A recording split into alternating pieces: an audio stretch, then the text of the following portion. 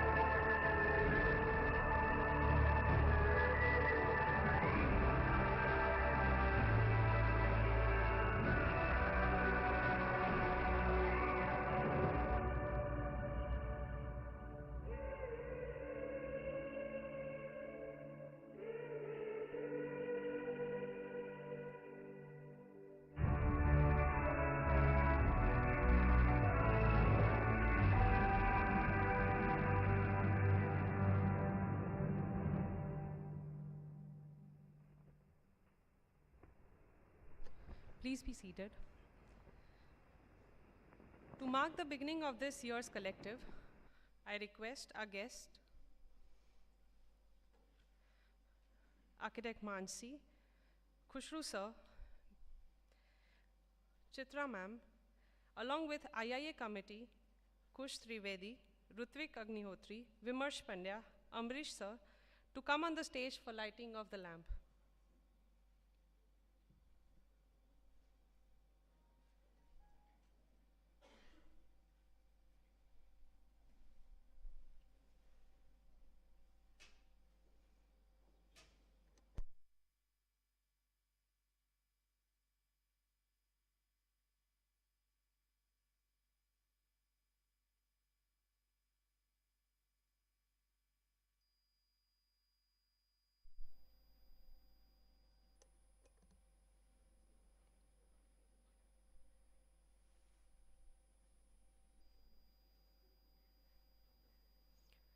I request Melissa ma'am to accompany on the stage for lighting of Diya as well.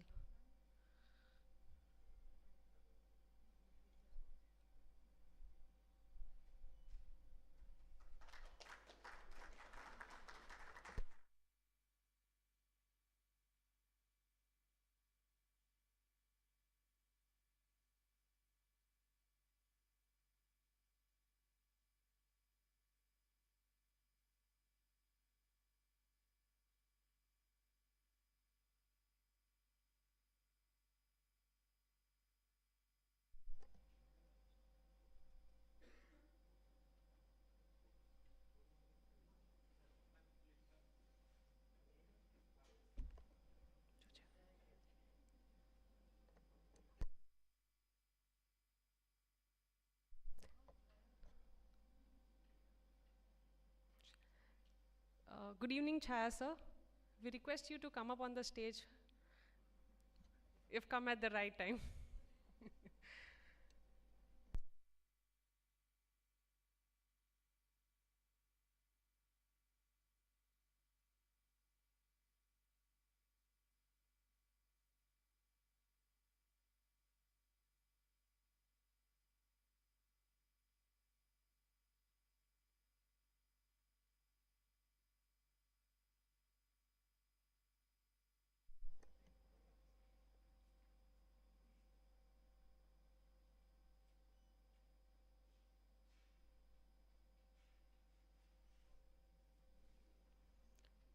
Thank you so much. Please be seated.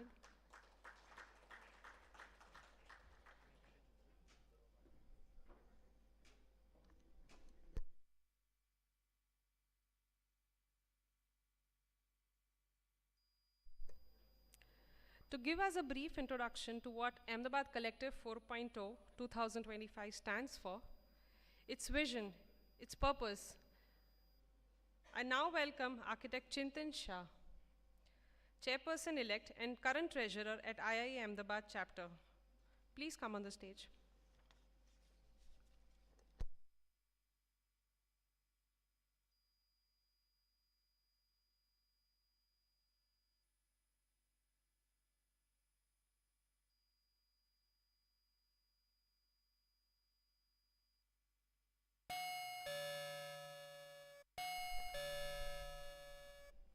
Hello. It is an honor to stand before this dynamic community, a collective of visionaries, innovators, and creators who are constantly shaping the built environment of our city and beyond. Good evening, Ahmedabad. It is with immense pride where we welcome you all to the fourth edition of Ahmedabad Collective, a 3-day celebration of architecture, design, and dialogue. Ahmedabad is not just a city, it is a living museum of architecture. From the intricate wooden carving of historic poles and the fusion architecture of Sultanate period to the iconic modernist masterpieces envisioned by the titans like Lee Corbusier, Louis Kahn, and our own B.V. Doshi sir. This city is truly a Makkah of architecture. This remarkable legacy is both our inheritance and responsibility to uphold, evolve, and advance. The Ahmedabad Collective was founded with this purpose to celebrate architecture strength and ensure the torch of design excellence continue to shine for generations. This event is dedicated to being a vital showcase and launchpad for architectural work. While we honor the masters, our focus is sharply tuned to the young architects and emerging practices of Ahmedabad. You, the next generation, bring best perspective, innovative technologies, and renewed understanding of sustainability and context. The collective is your space to present your radical ideas, your sustainable solution, and your vision for the future. Here your work is not just displayed, it is engaged with critique and celebrated. For the next 3 days, this festival will be a true melting pot, a space for the designer fraternity to come together and exchange ideas. From thought-provoking exhibition and engaging masterclasses to lively panel discussion, we create an environment where mentorship thrives, collaborations are sparked, and the future of design is collectively envisioned. This time the theme on houses. As we celebrated the 4th edition, we turn our gaze to the subject that is fundamental to human experience, yet endlessly complex: houses. A house is the first piece of architecture we ever truly known. It is not just a collection of walls, a roof, and a floor. It is the foundation of life. It is where our family grows, where our memories are forged, where we feel truly safe. It is a microclimate in a macro city, a personal sanctuary that responds to our needs, our culture, and our environment. In Ahmedabad, the idea of house invokes the rich history of the pole houses, with their intricate social fabric and climate-responsive design as much as it does the cutting-edge contemporary dwelling of today. કહેવાય છે ને, પોળમાં સંસ્કાર અને ઇમારતોમાં વિકાસ. This year, through your work and our discussion, we will explore critical questions. How does the design of a house influence the well-being of its inhabitants? How can we design homes that are truly sustainable, not just in material, but in energy, water, and waste management. In an age of constant change, how do we design a house that are flexible, adapting to the evolving needs of a family over decades? What does the future of Ahmedabad looks like? A home that is locally rooted yet globally relevant.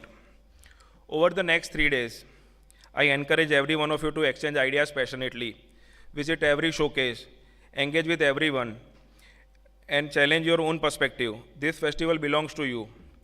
Let us make this fourth edition the most insightful one yet. Let us not just admire the architecture, but understand the thinking behind every dwelling, every detail, and every design choices presented here. Ahmedabad, જ્યાં દરેક ખૂણો એક વાર્તા કહે છે. Thank you. Late the Ahmedabad collective fourth addition began.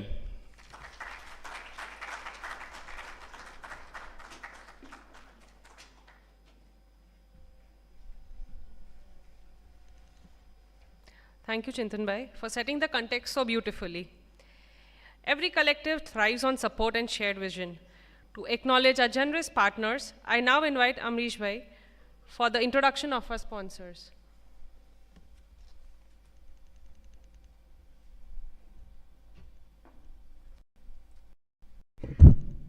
Thank you, Aishwarya. Good afternoon, all of you. As every one of you knows what IIA and what are the activities of IIA, we have so many activities throughout the year, and we actually generally have 2 years of term partners. We call them as a term partners, not the sponsors, because they are actually our support system. Without their valuable support, we cannot organize these kind of events. So we don't call them as a sponsor, we call them as a term partners. And we have different kind of activities happening throughout the 2 years of term, which actually these all 8 term partners are supporting for us. And this Ahmedabad Collective 4 was slightly actually delayed by some time, but still our sponsors and our support system as term partners, they were there and they were ready to support with their valuable support. And for these 2 years, and I'm sure for next 2 years also, they are ready to support us. We have our term partners like Kohler, GM, Fujitech, Kohler, then we have Stonic, we have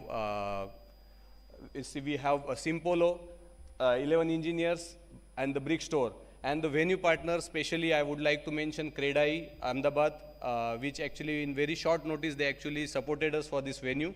And for the illumination support, we have interior lighting, which is actually, they have supported us for all these lighting solutions for the exhibition. So I would like to thank all of them for their continuous support, and I would like to have their support for next 2 years also. So for that, I actually will be contacting them soon. And we have one event called Open Minds. For that, actually, Simpolo and Kohler, they also supported for that event, because in that, we generally visit the actual structures, actual buildings, where we last visited Smrutivan with Raju Katpalia sir, and that was a very wonderful event supported by Simpolo, and we visited their manufacturing facility also. So that was a very good, knowledgeable series and visit for us. So we would like to have a continuous support from all of them, and thank you all the term partners for their support, and we'd like to have your support for next 2 years also. Thank you.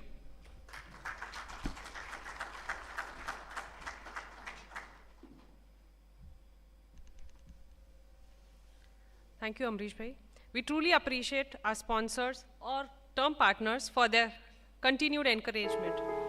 Our story. Up next, we have our first term partner presentation by Kohler, a brand synonymous with innovation and design excellence. I request the brand representative to come up on the stage.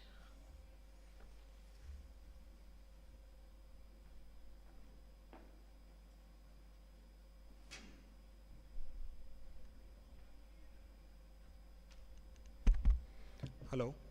So, good evening all. First of all, let me introduce myself.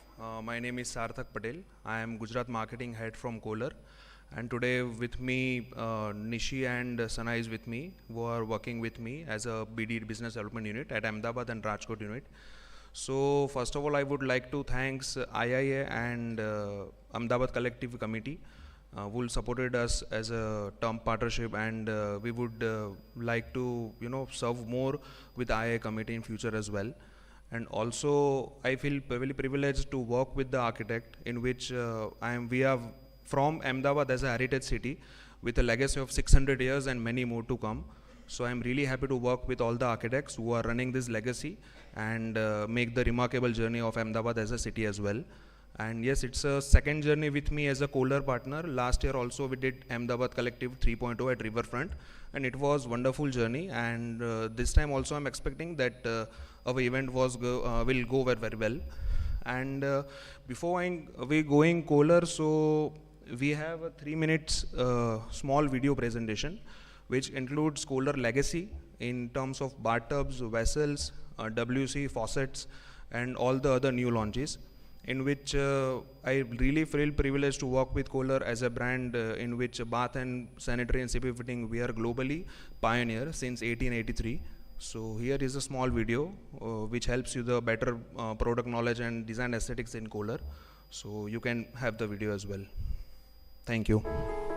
Our story started here. Cast iron. Strong, elegant, unmistakable. This is more than a material. It's a legacy. Stories start with cast iron. A Kohler original since 1883.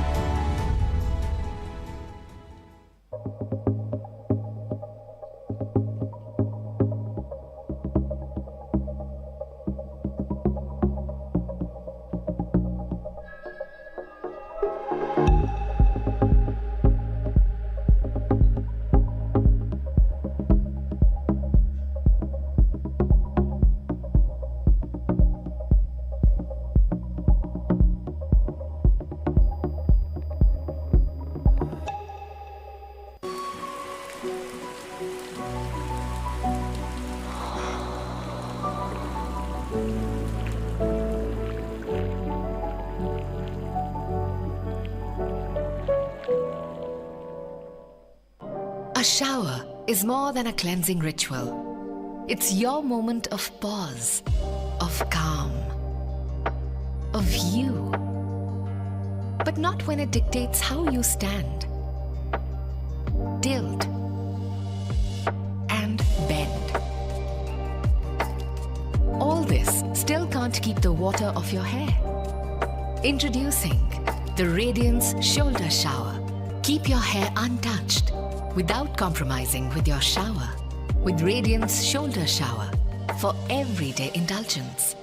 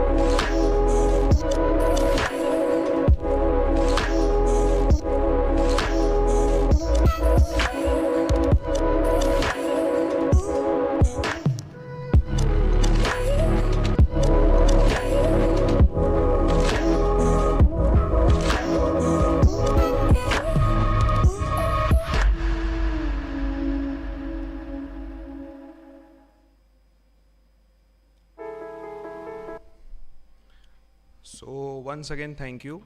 In Kohler, we have launched many products last 2 years, in which I have tried to showcase some of our famous new launches. So first product was Anthem Digital, which showcase you a multiple diverter, which showcase you the shower, hand shower, body jets and hand shower and etc. Also we have clubbed with the steam function as well, so that you can club steam as well as shower area and a spa experience in the single diverter only. Second product was a Radiant Shoulder Shower, which actually we have targeted female fraternity in the globally, and we have launched in last Women's Day as well, because females usually don't able to wet the hairs daily. So we have launched the shoulder shower for better showering experience. And the third product was Watermine hand shower, in which usually we can say the hand shower pressure and hand shower experience day by day goes very well down. So in Watermine technology, the nozzles are ultra thin so that it will be work as per the water bar pressure. So usually hand shower works on 3 bar pressure, but it will work up to 1 bar pressure as well, so with the equal result. So these are some products, and also I would like to invite all the architects and all the students also to our experience center, which we have opened last year only at Alpha 1 Vastrapur area. So I really would love to host you all whenever you are free, and we are open 7 days a week from 11 to 7 p.m. So I would like to see you all. And once again, thanks to all IA committee and all the architect fraternity to giving me this opportunity to stand on the podium and showcase my product, as well as all the wonderful experience with you all. Thank you.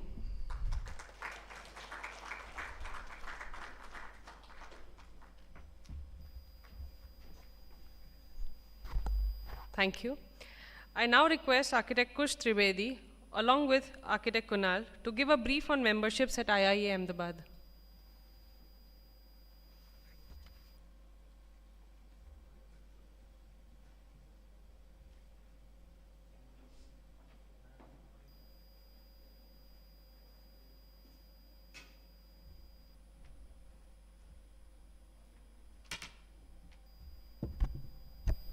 Thank you, Aishwarya. A very good evening to all of you. I am here not just for a campaign, but for a cause, to make the IIA Ahmedabad Center bigger, stronger, and more connected. Ahmedabad is the land of architectural creativity, home to masters, mentors, and dreamers who shape the city's identity. But how many of us are truly have a direct connection with these creators? How easily can we reach out, learn, or share ideas with them? This is where IIA Ahmedabad becomes the bridge, connecting generations of architects, uniting experience with enthusiasm, and heritage with innovation. And our journey doesn't end with architecture alone. We celebrate culture too. We at IIA have witnessed some heartwarming and intriguing discussions in the form of Doshi We Know, Architecture in the Genes, and amongst them is one of my personal favorites. We call it Open Minds, where you are guided through the most interesting projects by the architects of Ahmedabad. And this event takes place every quarter. From organizing Garba nights to participating in national events of sports, literature, and design, IIA stands for a complete creative community. Together, let's make this bridge stronger than ever. So I would urge all the architects to become a member of this wonderful family. In case of any help, do reach out to us, and I'll be happy to assist.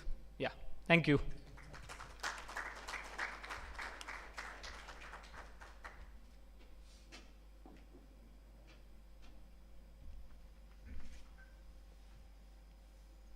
Thank you, Kush.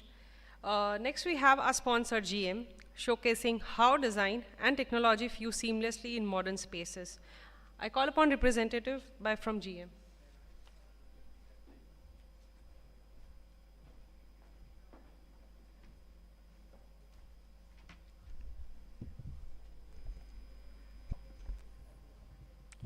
Good evening, all of you.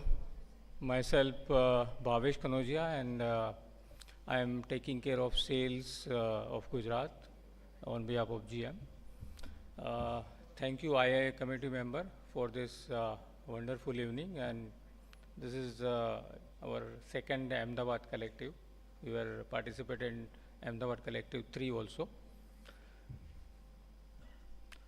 So very briefly, I am going through some slide of my company. We are into electrical solution.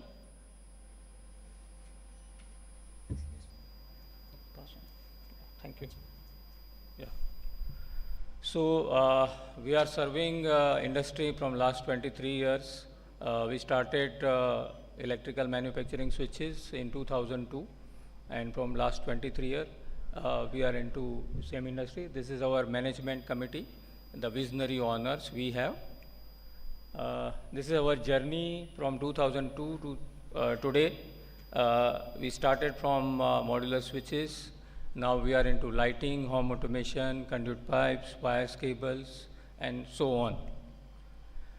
These are our product glances. We are into 70 plus type of modular switches, including British and Indian standards. We are proud partner of Apple. We have a different product of iDock player where you can play music with Bluetooth, and yeah, these are the British standard switches, pure metal. These are some automation, KNX, and there is a Wi-Fi solution, wired switches, and Wi-Fi based switches. We are into lighting as well. We have 3 baskets in lighting, normally common lighting as well. We have a class lighting. We are into facade lighting. We have a wide range of fan, table, pedestal, wall, ceiling, and the latest technology is a BLDC. We have wires, switch gear, and conduit pipe as well. I'm going a little bit faster because time is, 5 minutes only. These are some projects we have done in Ahmedabad and Surat in Gujarat. Our presence is in Pan India as well. This is our facade lighting project. We have a separate division for that. These are some partners we are dealing with them in Pan India. These are the awards and recognitions we have. We are partner with Apple, Disney, Marvel, Samsung, Swarovski, and Canex. This is a unique showroom on wheel we designed with DC2, which moving around in Pan India. Very soon it will come to Ahmedabad as well, and we will definitely invite all of you to visit this showroom on wheel. Honorable CM has inaugurated our experience center on Sindhu Bhavan just last year. So I'm inviting, I committee member, I'm thankful to them that they spend some time with this experience center, and rest of all member, I am inviting them. Okay. This is a small video. Welcome home dad. Video dolphins. मैंने घर को थोड़ा upgrade कर दिया। Upgrade मतलब complicate. App control mood lighting, मतलब जितनी light चाहो उतनी पाओ। तो स्विचेस ही निकाल दिए। मतलब वॉल से मैचिंग। फैन उधर, सोफा इधर। डायनामिक ब्लेड वाली फैन है डैड, मतलब हवा दूर तक जाए। मेरे फोन पर भी इंस्टॉल कर दो। GM Modular. Technology so simple even dads will love it. Hashtag dad tested.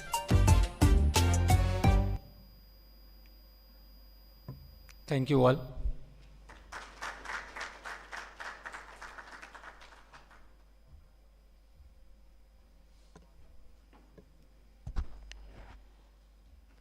Thank you. It's now time we welcome our keynote speaker for the evening, architect Mansi Hattangadi. She's a partner at Matter, an architecture, design, and curatorial practice based in Goa. Mansi holds a degree from MSU, Baroda, and a master's degree of architecture from CEPT. Before embarking on her independent practice in 2014, she co-edited Indian Architect and Builder magazine for 5 years.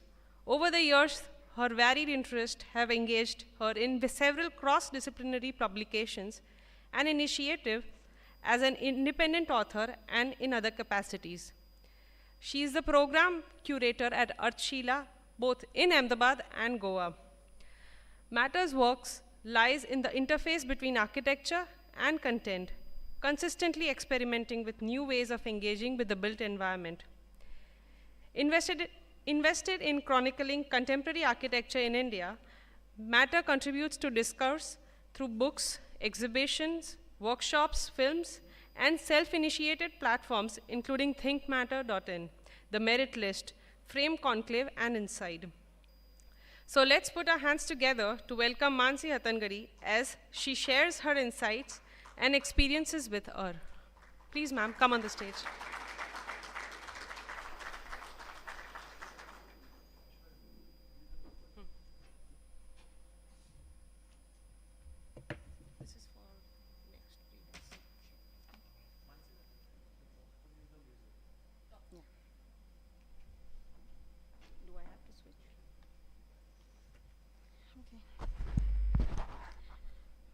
Thank you.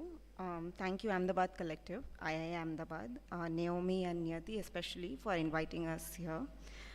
It is certainly a privilege for me to be here in a city where I have many homes, also friends who are like homes.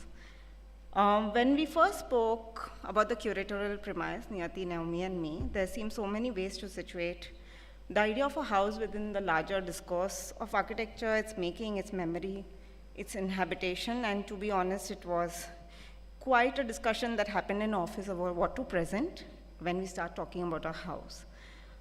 For those of you who may not know, Matter is a small practice. We are an architecture, design, and curatorial practice based out of Goa.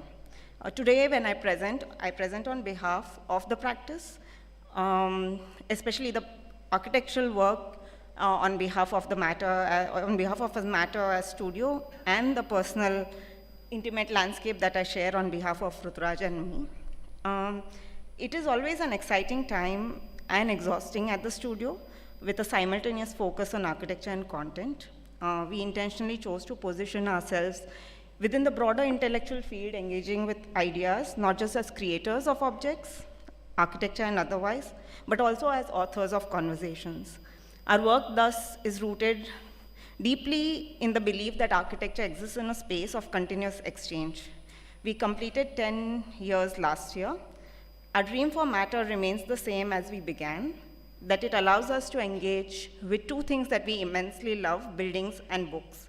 And as I reflected on what to say about a house, about domesticity, I found myself circling back to the same things, a building and books. Matter itself began as an idea on the table of a home that we have long left behind and continues in another. So when we started talking about the typology of a house, in architecture, for us, in a sense, is an act of convention, a rite of passage almost. The residence is a huge part of our work at Matter too. We have designed, this is only 10%, almost 50% of our work is residences. It ranges from the scale that we did as for the house for a small bird to a larger idea where we look at housing. The architectural work reconciles briefly with the wider roles in our ongoing conversations with the initiatives we curate, also the books we author, and the house is predominantly featured there. In contemporary practice, a young practitioner, we have often felt, encounters with the residence as an idea first. Almost most practices begin with the house as a typology, as a program. Also, it's the first client commission that they receive. This is also evident in the merit list and initiative that we curate as we convene as conveners, as a peer-to-peer review platform. Over 6 cycles, we have received more than 2,000 submissions. 60% of those, to much critique of the jurors, also has been that a lot of them are residential projects. Melissa is smiling, I can see, because she's been one of the previous jurors. And many of them being first commissions by young architects, a fact that we are proud of, that it is accessible to young practitioners. But also many others are mostly architects, their own houses, something that I'm going to talk about today. Perhaps in academia also, mostly the house features as the first. My first year design studio assignment in MSU was of a dream house, and I drove an idea of infancy, where all the rooms lined up in a boxy caterpillar arrangement to open out to trees and water. And as we will see today, that I came very close to that dream. So this is ASO. This is the house and studio that we share. It's our home studio. We are in Salvador do Mundo, a village in North Goa. This is a 130-year-old chapel that is adjacent to us. Beyond that, there are 2 houses here. We are 28 houses in the Vado. And then there's nothing. We are on the other side, we are up along the hill. I'll show you that as well. So there is this house as a typology, as the architectural diagram, the house imagined. So when we started out thinking about this house, it was this diagram. Ruturaj sketched it very briefly on a table of a house that we were living in that time, the blue house, something that you may be familiar with if you have known us for some time. For 8 years, we resided there.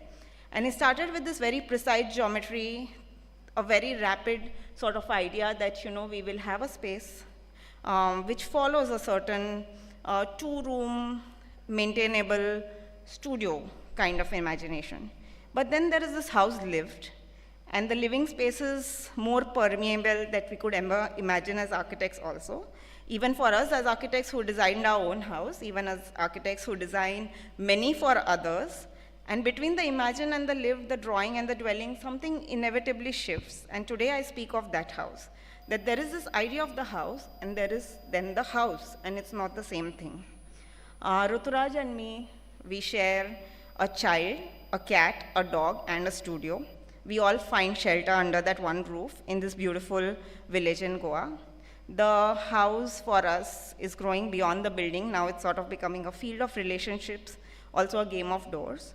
And I discussed this project with the lens today about the afterlife of architecture and the post-occupancy, because I am more privy to speak about it with that lens. The design of the house I was not so involved in, but Matter was as a studio, and Ruturaj predominantly led it. I was the client per se. Ruturaj and me both have homes in Ahmedabad, as I said.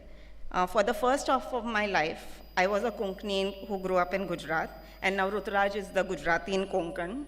And in that long line of rented homes that my parents moved into, and like Ruturaj Sevler thereafter for studies and work, we finally have found ourselves at this home in Goa, Aso. We have now been here only 3 years that we have. In Goa, we have been 12. And now we are often joking that rootedness is not coming so simply, so easily to us. The idea of settling down in one place and then owning a house and having designed that house. And everything in all that complication is galvanizing us. It was pouring the day that we first visited the land in 2015, and we did not think of building it until COVID hit. And December 2020, we started thinking about having a place where we could not, be affected by rising tenancy, rents, all of that.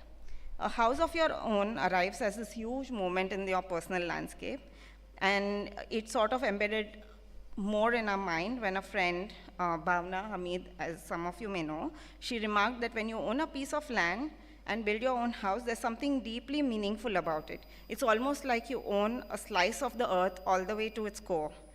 And that sort of became this monumental act for us, and not to mention the economics of it.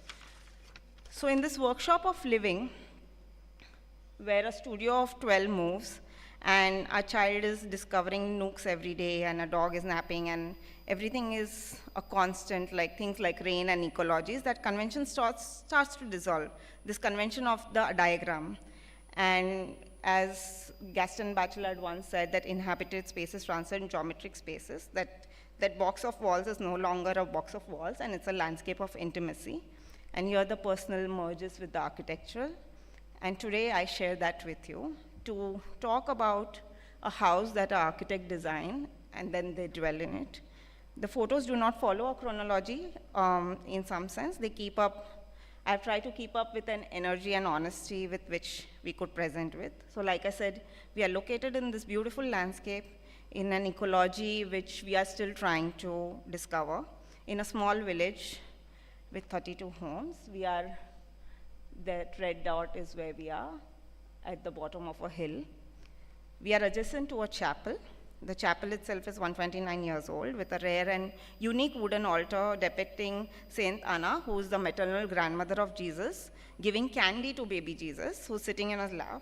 It was a big deal for everyone in the village, because Aham, our child, is the first child who has come into the village after 70 years.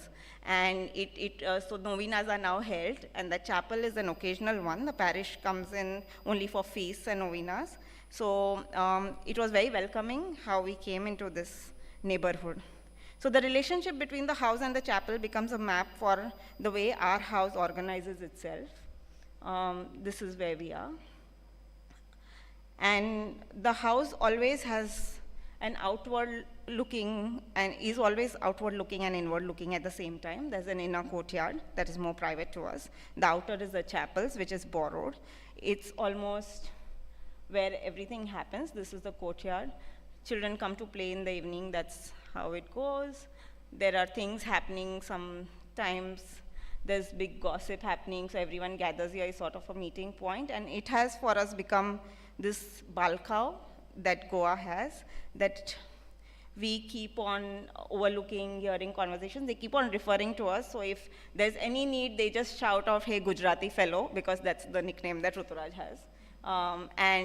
Somewhere all the shopkeepers now along the area are calling us keepers of the kopel meaning chapel, that we are the keepers of their chapel, so if anything goes wrong, they know. Which so happened that incidentally, this May there was a fire because of like a forest dry friction fire, and we were the first to notice, and then it was spread around, and there was a whole congregation that set about to restore the roof. The firemen were called. It was everything we were involved with, and the keepers of the Kopel moniker seems to be well earned now. So this is the house, this is the approach. A small jungle road comes in all the way and then goes up. This is the house and the chapel. And this is the approach to our house, as some of you have been.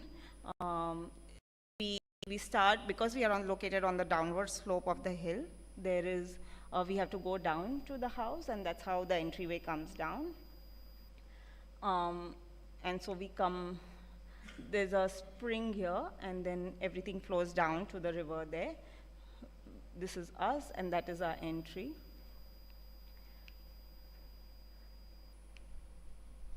So we have two entries, and out of which this is the formal entry, and as I share further, our dog finds ways to guard both. And when I say all this, I mean to say that when we do the diagram, we were thinking more like how do we tackle the terrain, how do we think of topography, but now we are more and more discovering that how slowly it has lent itself, about how Obi, the dog, organizes a lookout completely from both sides. This is the highest vantage point for him. And then there's the well. There is a smaller gate entry here. This is a non-formal entry for the office, for us, for anyone coming in who's not coming in from that side. They just come in, open the gate, and that's the idea. So the house is, like I said, located on the downward slope, and the stream flows down the plateau, meeting the backwater rivulets going onward to the Mandovi, and there's one between us and the chapel also. This well and the mango tree that was there right in the beginning, that was the first thing that Ruturaj saw when he went in. That was the only thing we could see because it was pouring that day, have been our first memory of the site, and I think of many, many histories, and so it stays there as it is. It was a ring well that we do not often think about. This well also sustains us and nourishes us because we do have no other water connection. Goa has a beautiful water. We recharge the ground. The laterite itself sits on the ground. There's this idea of homes when we start thinking about transmission of memory, when you follow your quietudes of childhood, and especially with me, because I have lived in 22 homes now. When people ask you what you can talk about your house, you start thinking about things, and then you realize that certain emotional experiences are very fluid, and this one stood out to me very starkly because mostly wherever we occupied as a house, and my dad is a great lover of stray dogs. Strays follow him, I think likewise. And every time we have said, we have almost sat on some wells or the water tankies, and there's a dog and me and him, and I think that sort of follows through. This is the small stream. Unfortunately, we had to build a retaining wall. It's a seasonal stream. And because our house forms the conduit on the way to the river, it sits, the laterite sits on the ground, and we have made it so that the water, during when it's surge monsoon, it actually comes up and it becomes a small puddle for us to play. And that's the stream also. That's where enjoys the most, because monsoon time, outdoor time is great, but water always a great attraction, the ultimate playground. Ultimately, this is the stream. So ultimately, all the layers step down to this horizon, one singular courtyard. It's not actually flat. It actually steps down, like I said, to the stream. Now it is so. So these are all tiles which are just sitting, and now they have become sort of our inner courtyard. The organization is very simple. The courtyard, the private, it's very central to our house. When I say private, it's actually open on the other side, but not that everyone is accessing it. For half the year, not half also. So in Goa, we experience monsoons for almost 8 months now this year, and extreme monsoons. And this is a site where for the other 4 months, it's where our annual Garba takes place. We are now becoming hosts of an annual Garba. Over the past 7 years, we have done that. So everyone comes in and it becomes that. And then, of course, for play and all of that. The other months when it's not really usable, the plinth, we don't have an actual plinth, but this brick walkway which goes in becomes where everyone starts residing and claims as the space. So the house itself, the plan is very simple. The studio is below, the living above. Yet, like I said, the organization is a game of doors. And there are thresholds which are completely and constantly redrawn. The studio, the cat, the dog, the child, and whatever left over is us. We are all claiming a space. And the dog is chasing the child is chasing the cat, we are all chasing each other, it's sort of a thing. So all, in that sense, the rooms are all open at the same time and also meant to be closed in spaces. They're all designed for interchangeability. I also think somewhere when we were making the presentation, I actually had this discussion with Rudraj about whether is the rootedness which is keeping us from affixing rooms with certain ideas. So currently also we have imagined a future where maybe the house moves out completely and this becomes a studio entirely, and hence the columnar layout also follows that idea that maybe certain rooms close off, or if it just becomes the house, there's an attached bathroom somewhere, there's a main kitchen down, and then completely the studio moves out somewhere and then it's just home. But there's no fixity in any way, and only spaces of temporary ownership claimed and which are relinquished almost daily. This is the ground floor. So this is currently the studio sitting, and this is an open meeting space. This is the main kitchen. This is where the office has lunch. This is the stream, and this is the courtyard, and that's the chapel.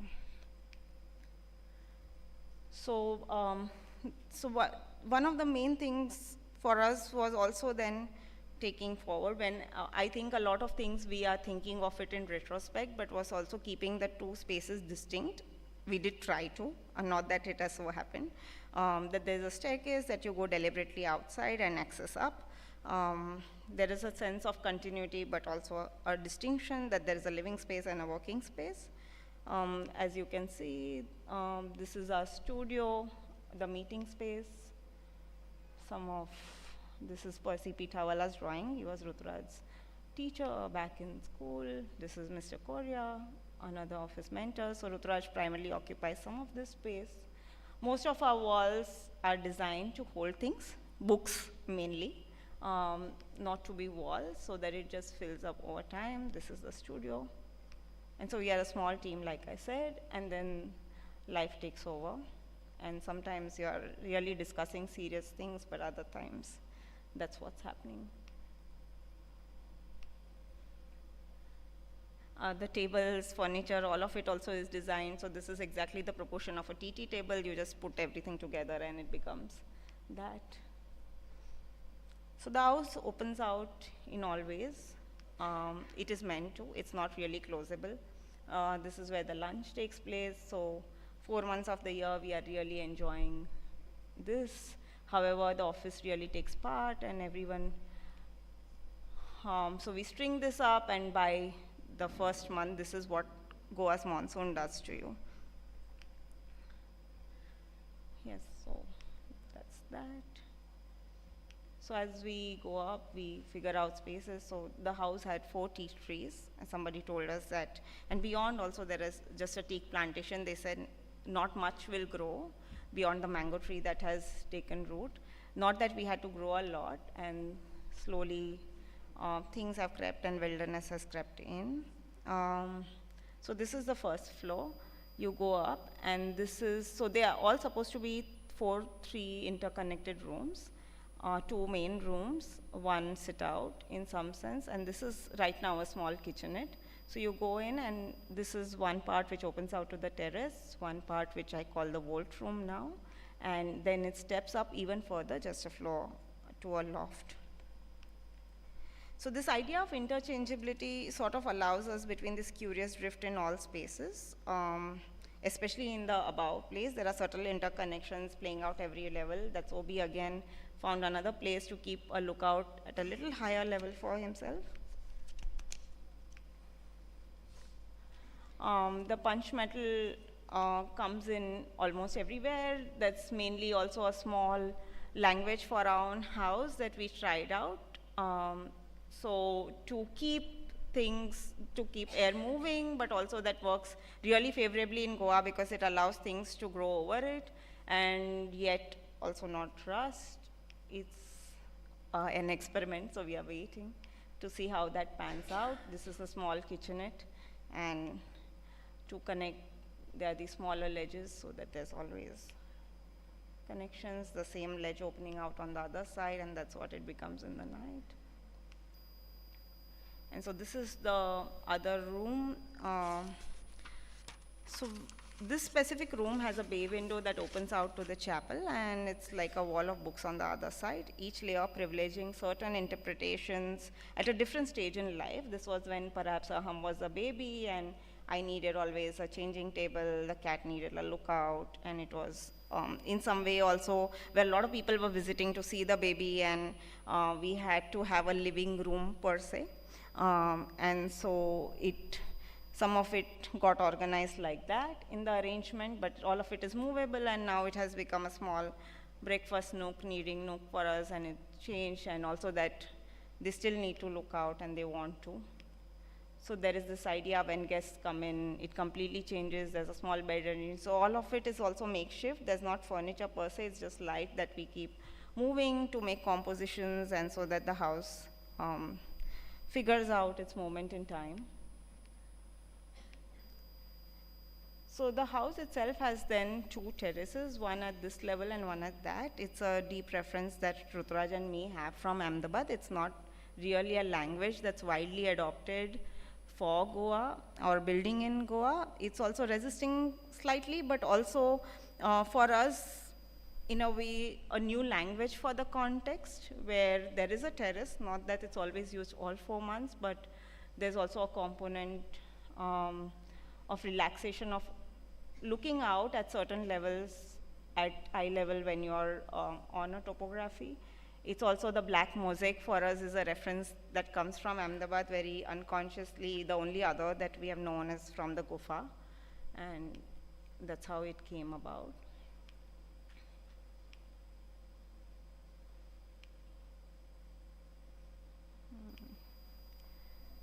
So all nooks and corners, they are sort of, everyone has found their takers. So like I said, the house is not really closable. Everything is supposed to open out. Right now, a lot of it is also meant to keep the child or the cat in or the dog in at certain times, and hence it takes form in that way.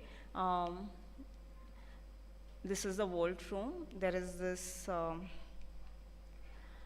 ladder that goes up to a loft, a small a slit on that side, and this is how, when it's not a living room, it changes to a playground perhaps, or there's a small bay window.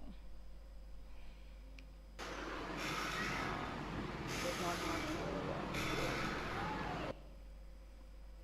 And this is the balcony which we had to close in because of the cat and also it is that punch metal thing, but it opens out and they find themselves a place to sun in, but it also opens out when it's needed to in only certain parts for some time. It's inaccessible in heights to do that.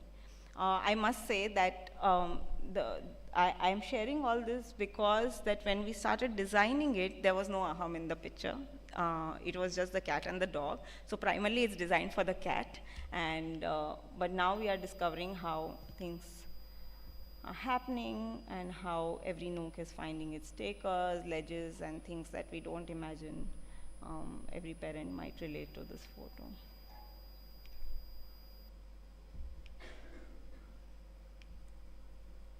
This is all IPS, most of our flooring and all of that is, and there's a, it's something that we have been trying out since 2015 as a research project as well as across most of our projects to see how it reacts with certain humidity. This also, the loft, currently our Malyu, like they say in Gujarati. We are very keen to sell this as Aham's room before he's shrewd enough to catch on that we don't have a bedroom per se designed for him. And this comes as a reference from Ruturaj's time as a student intern at Dharmesh Jadeja's house in Auroville. When he was interning, Dharmesh's daughter Uttara was 3 years old, and she had this ladder, and everyone, to their great chagrin, were always scared that she would fall off. And it is very steep because it's a ladder that everyone who has come in has been intimidated by. They refuse to climb it. But Aham is finding his way. He enjoys it much more as a fireman's pole rather than the ladder that we have designed it as.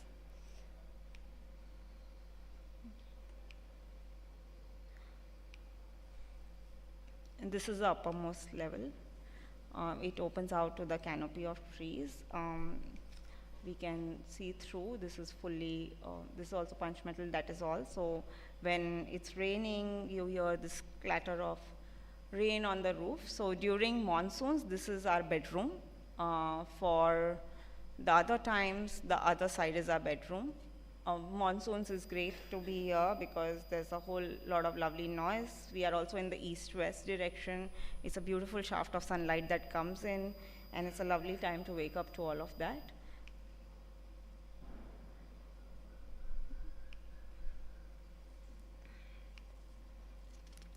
So when you think of a house, and like many of them have also written down, and that you don't think of a static present, but you also don't think of how it's going to be inhabited in the future. The house itself, for us, has become an accumulation, like not as nostalgia, but of possibility.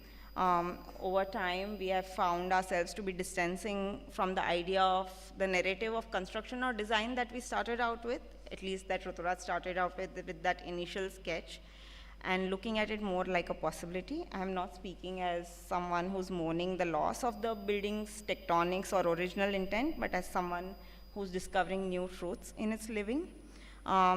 If perhaps we were to open out all doors at a single time, it would be a different pattern, but if I were to close all doors at a single time in the house, also it would be still open, and I think that's the idea, because we are in a thriving ecology. As some of you may know, I am constantly awed and photographing all bugs, hornbills, caterpillars, birds, everything that comes to this place. In the streams, we have porcupines quarreling all the way up. There are pigs around us. There are snakes, venomous snakes. There are all kinds of caterpillars. Now we know all of them, what the pupas and the butterflies and the flowers, and it's endless, and there's new learning every way. There's the chapel, which sometimes rings its bell out, and that's what catches our breath every time. This is something that is more personal to me because I started drawing the birds that came to our house, especially because Goa is located, it's one of the 11 the Western Ghats are one of the 11 protected sites in the world, and it is a unique space. This is what happens at 12. In fact, there's much more, and now we have gotten around where we are sharing within the neighborhood all tweets and birds for us to check what are we spotting and what is out there. There's never a time that it does not feel atmospheric in this place. This is a place where our world collides with the reality. Observing the notions of a very, very designed architectural space, designed by us with some intent what we thought of it would be and what it actually is, and its manifestation into a place. It's both tangible and incorporeal at the same time, because you're forever thinking about the maintenance and how it happened and what is the tectonics and material culture like.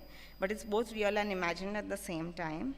The architectural strategy sorted out with this idea of that a room of our own, sort of an enclosure, but I think in its opening out, it's sort of life made its way. And for me especially, one often thinks of work and life as a duality, and that's how we structured the house also. When we started out, we designed it, and when we design for our clients also, we start with this very programmatic idea. So what sort of rooms? There's a bedroom, living, kitchen.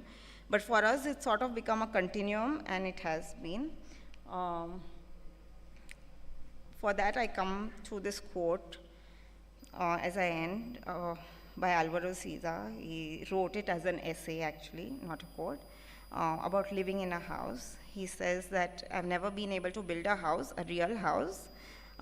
Designing and building houses is something that he can manage to do. And he says, although maybe not very well, but the idea of what he has of a house is of a very complicated machine, which seems to be breaking down every day. And living in a house is a real full-time job. I think that very much resonates with me. There's forever this maintenance and all of that going on, and everything is breaking, and you're making it again, and all the things that you imagine. I am always pointing out to the studio that, look at the switch heights here, and this could have worked out better. Perhaps this is not how we think when we are actually dwelling. But when all of this effort of maintenance is not apparent, and there's this wholesomeness to it, and the possible prizes, he says, of one of gratitude, of silent applause, a moment in looking around, losing ourselves in the golden atmosphere of an autumn interior at the end of the day. I think that's what it has become for us. In this growing, the power of the house, I have come to believe, lies not in its perfection or preservation of its architectural idea, but in its capacity to fall apart as that idea and be reborn through every act of living, creating a continuous chain of meaning. When we start with also children, it's something that I have been doing since the past 3-4 years. I've been engaging a lot with programs around children, literature around children, and this is something that we were building, and I said, let's make a house, and that they start with that idea that, there is this, and it's also serendipitous that I think the session is also called Ghargata. But Ghargata is actually, I think there's this idea of role playing, but I'm talking about a house which, when children start to draw and actually think of it as a tangible place, they start with this enclosure and a very defined moment. But a house in making is less about that project and more about a condition of belonging and unbelonging, and a lot of familiarity and distance from that familiarity also, of simultaneously, both for us, Rutraj and me, of authorship and erasure of that authorship at the same time. And it is that portrait that is continuing to write itself for us through this act of inhabitation of our own design, and that this house is not static, like a lot of you have said, is never static, and it's on its way through its making, and that making for us is going to be the greatest project. Yeah. Thank you.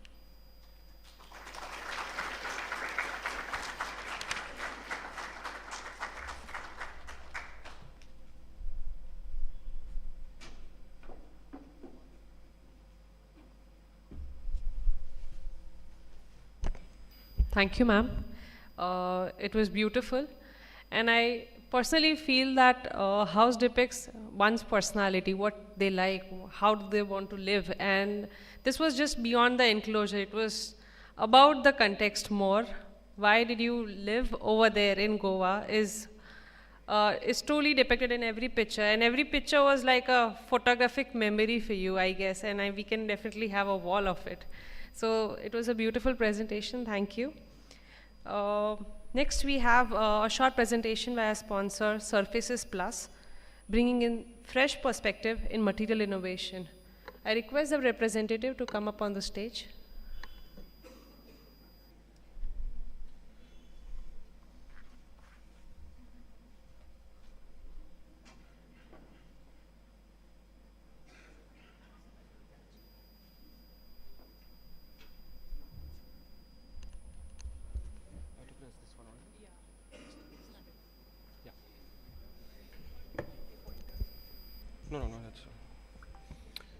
Good evening, everyone. My name is Dhruvish, representing Surfaces Plus. So I would like to thank the architects and the committee members of IIA and the Ahmedabad Collective for giving us opportunity to be a term partner. So with that, let's begin the presentation.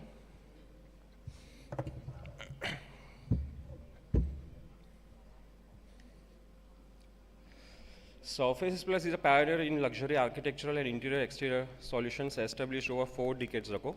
So we have our diverse portfolio includes premium products in bath, wellness, tiles, wooden flooring, doors and partitions, ceilings, wall and facades, swimming pool decor, concrete and unique decor items. So we are committed to providing complete design-driven solutions that embody innovation, craftsmanship and modern luxury. So from our diverse product range, at this exhibition we are proudly showcasing Stable Eltron, Square Foot, Walls, Hunter Douglas and Nuance Studio.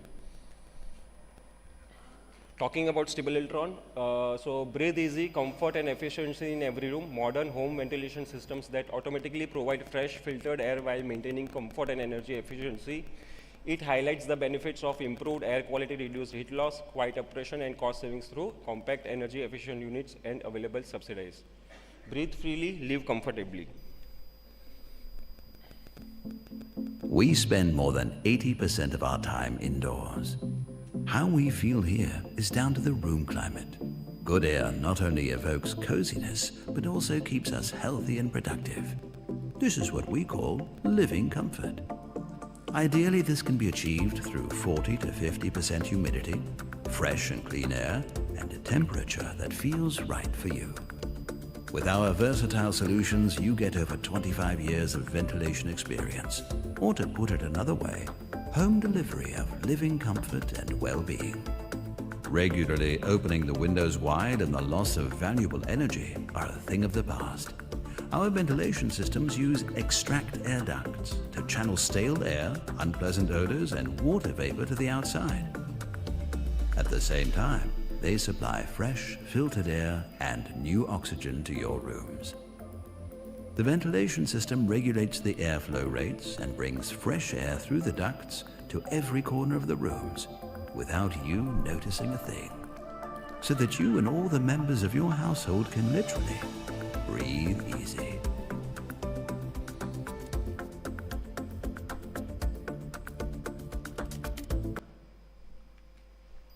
So our next brand is Square Foot. Square Foot's premium wood flooring emphasizing its elegance, durability and sustainability. It describes the floors as a blend of natural warmth and modern craftsmanship, offering customizable pre-finished solutions that are easy to install and adaptable to various design styles. Our next brand is Walls. Walls introduces a modular system of equipped wall paneling designed to qualify, equip, and personalize domestic and professional spaces. Every solution is custom-made, flexible, and tailored to any architectural situation. The modular concept enables you to create organized or free-form geometries, integrate shelves, cabinets, and display cases, and choose from a wide palette of materials and finishes, bringing walls to life with function and design. Then we have Hunter Douglas. Hunter Douglas interior metal linear closed ceiling as modern, sleek and functional. It emphasizes their innovative design with varying panel sizes that create seamless, elegant visuals while improving acoustics and adding architectural depth to any space. Then we have Nuance Studio. It may take a moment to notice, but not long to realize the Translumiere wall panels by Nuance Studio are a masterpiece of creative brilliance and material innovation. What appears ethereal is concrete transformed into art with see-through patterns that play with natural light by day and glow with embedded illumination by night. Their ever-changing interplay of light, shadow, and texture transforms spaces into living sculptures, inviting awe and imagination. So we invite you to visit our stall to explore our full range of premium products and global brands. Thank you.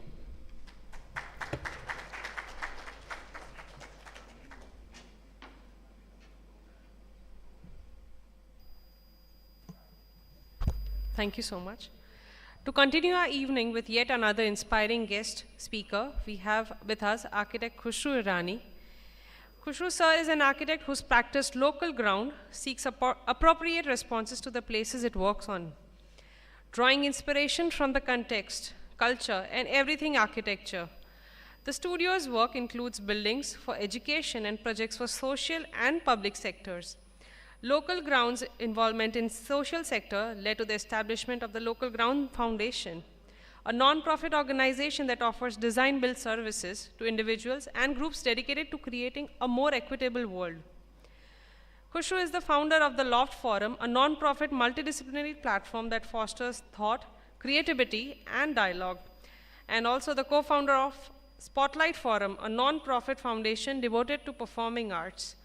I now welcome architect Khushru Irani on stage and take over.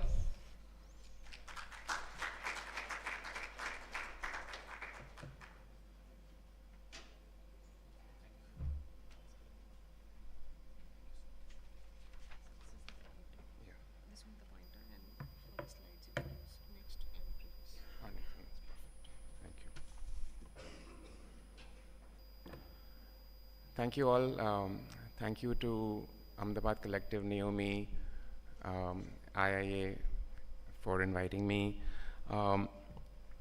Speaking in Ahmedabad to an audience of practitioners who are so serious and so disciplined in their approach to architecture is both an honor and a responsibility. This evening I would like to share a glimpse into our practice from the lens of the houses which we've been doing. And I was thinking about it, it's difficult to sort of separate one aspect of your practice and from the other aspects of it. Because it's not as if you look at houses separately from the other kind of work that you're doing. But it was also a good lens for us to look at our work and think about what we've been doing. I'm going to be sharing about 7 of our projects, and I hope that there's something that is worth sharing from our approach and how we look at the practice of architecture. Everything begins with the one and ends with the one. And somewhere along this infinite timeline between the beginningless beginning and the endless end is our very, very short time on this planet. There's this, this little dot that we are on this infinite timeline. And I'm, just a couple of days ago, there's this WhatsApp message by Aniket Bhagwat that has been circulating, and I've received it from many people.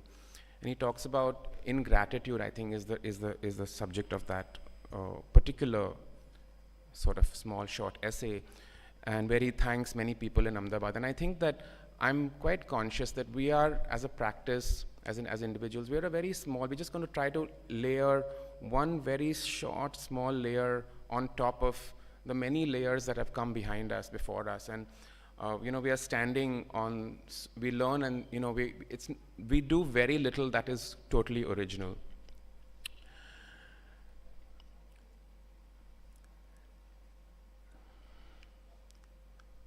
As architects, most of our work is commissioned and funded by someone else. So most of our practice is something that happens to us. We cannot predict what happens next, but we can prepare ourselves to be ready for opportunities that arise. And this preparedness comes in many forms. Our education, our experiences as young architects, working in other firms, travel, observation, self-study.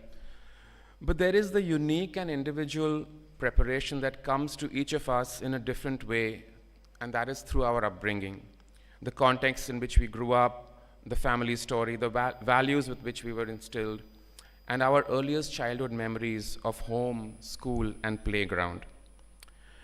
Knowingly and unknowingly, whether we acknowledge it or not, this plays a role in what we do and how we do it, and it plays a role in how we think about things.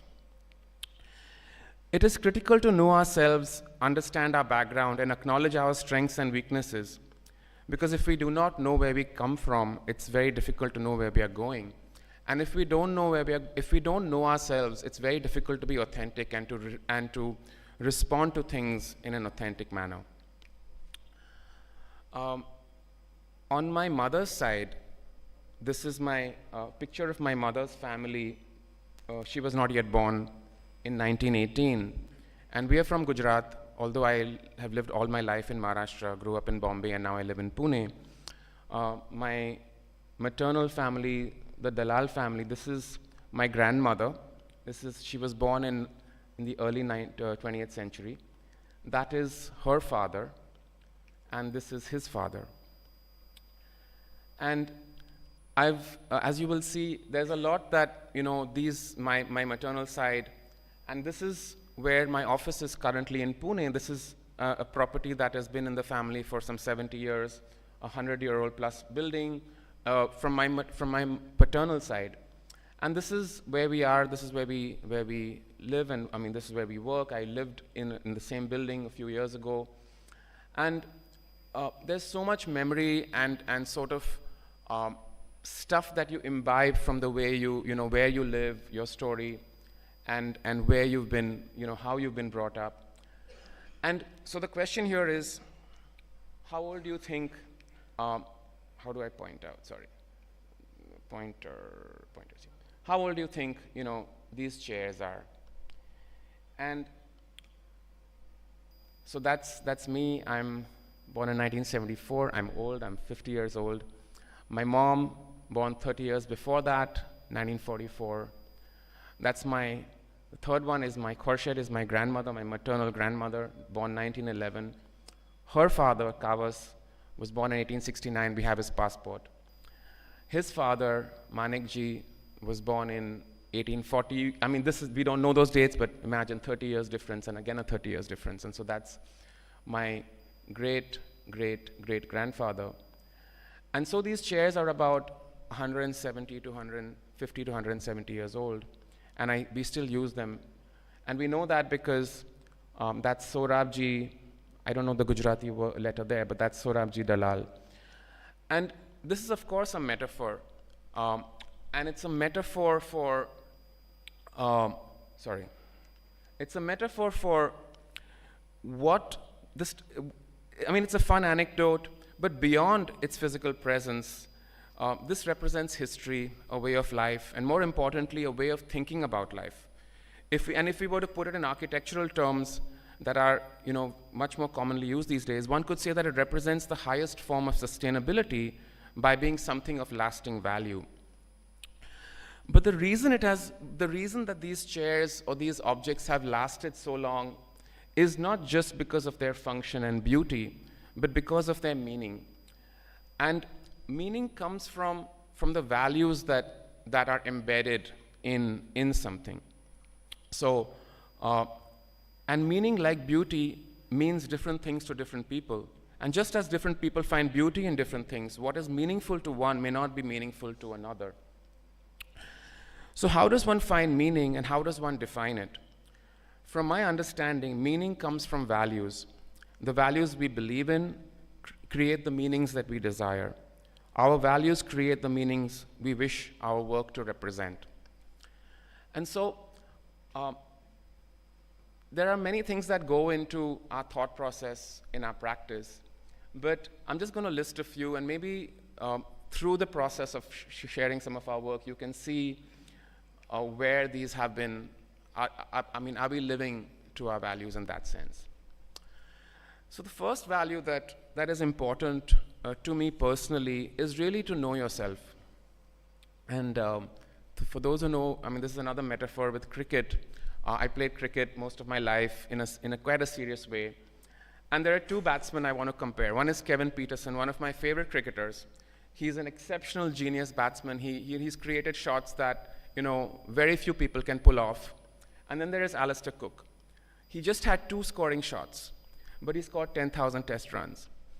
And to me, it's enough if you know yourself rather than trying to be someone else. So one of the things is be radically honest with yourself about who you are and your clients in terms of how you talk to them, deal with them.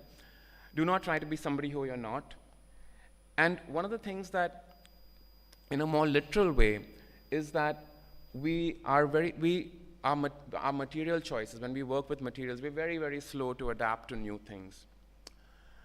A second sort of value in our practice is really repeat and redo, repeat and redo, repeat and redo. And there's, in Paths Uncharted, Doshi mentions, I've never designed the same building twice.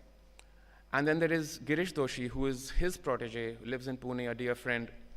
And in a sense, he's designing the same building over and over again. And in some ways, I also feel that we're kind of redoing the same thing over and over again, painting the same painting over again, hoping to improve it as we go along. Our concerns, this might seem very obvious, and a lot of us do this as architects. Our concerns are very mundane, very basic, like does the circulation work? Are the services functionable, maintainable? Are we getting how we heat? Heat is such an issue now. I'm sure in Ahmedabad you understand that. Are we protecting from rain and sun? And then our concerns are also about restraint, scale and proportion, and a simple material understanding of how materials work. Something that I've been thinking about for quite some time, and you can only join the dots in reverse after you've done something, is can we develop methods that are replicable? We do not try to be unique and different. Can we try to be something that somebody can say, oh, I can do that. That's an easy way to interpret something. That's an easy way to build. So develop methods that are easy to replicate. And we try to do the ordinary things as best as we can. And finally, one of our values is really reinterpreting the everyday. Try to do things, we are inspired by everyday architecture. Not try to do something that nobody's ever seen before, nobody can ever imagine, nobody has ever imagined. I mean, that's not something that comes naturally to us, so we try to embrace the ordinary. The first project I'll show you is, we've called it type houses because it was for a developer on a 400-acre piece of land. He had sold multiple plots, and there were many architects that we came after. And it was a hilly piece of land with sites which were upslope, downslope, different types of configurations.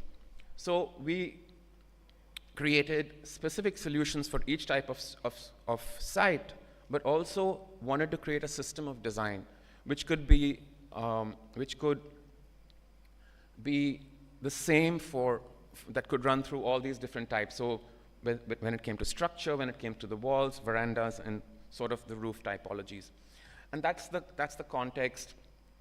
Some of these houses are designed by us, some of these are not designed by us, but it's a beautiful, very famous fort on the hill, and then there's this valley below and hills. And the first type it's a house which you enter, it's upslope, you enter at the lower level, and you enter from the side. And it's a very simple house. Each of these houses has a single sloping roof and a veranda. And then under the flat part of the roof, you have the kitchen or the toilets. And that's how these sort of homes sit together. And one of the things that we did in this project was just have a thicker wall around the edge, and that wall accommodates storage, the toilet pipes, air conditioning units. And so that simple typology started this process. That's the house when you enter from the side. A flat part where you can put solar panels. The second type was, again, a ground floor structure, but it's a longer plot, and you enter it from the top. So you're coming down a set of steps, and you're entering along the short side of the house. So on one side, you have living, a little kitchen, dining and living, and then a deck at the end. And on this side, you have 2 bedrooms and 2 toilets. Again, you can see the thickness of the wall holding services. And this is a totally different house, but it looks very similar to what we did the first type. And you can see the toilet pipes and air conditioning spaces, recessed windows. That's how you enter the house.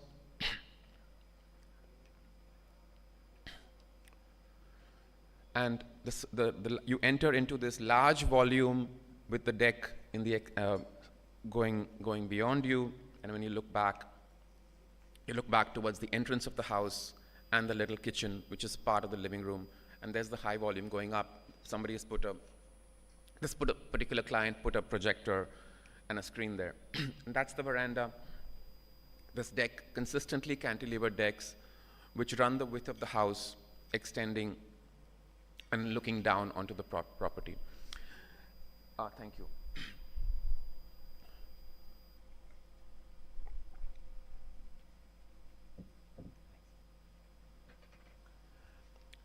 In the same typology, we had a house where the slope goes down, so you enter at the top and you step down, and you have this double retaining wall, 2 bedrooms below, living, dining, kitchen, and 1 bedroom on the upper floor. So similar language, this was during construction, similar language, but then how does the house step down? So this was our initial sort of foray into houses. And all these houses that we've done over the last 6 years. This was 2019. So it's a very relatively short period of time. And within this same context, we had a different type of house to design where it was a different type of plot. We did a sort of L-shaped house with a courtyard in the middle and a pool. And the client had a factory where they could bend, cut, and work with sheet metal. So this house has been contracted directly by the client, where everything here is made from members that have been folded. It's a plate which is galvanized and then folded, and even the columns. So you can see this is 2 C's, 2 L's joined together and just riveted. You can see the way the trusses are made. It's completely folded. It's completely computer drawn. The technique of drawing it, I mean, is computer drawn and then machined. And so just a different, we never experienced something like this. It was a really interesting process of how something like this can be built. The second house, this was our first private sort of house where we had a client who wanted a kind of a house on its a house for themselves, and it was on the edge of town, but they are now using it as their first home. And here the considerations were, we wanted to have a very small palette of materials. Safe. They had 2 daughters, and they wanted a very private and safe house. We extended plinths into the trees, and this was the language that we started with, and connecting to the site. So it's about an acre of site, and the house sits towards the back of the plot, and it's surrounded by a bunch of trees.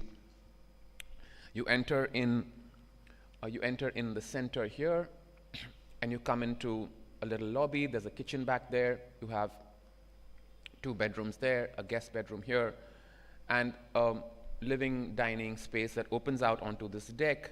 And it's just a ground floor structure that opens out onto a deck which has trees.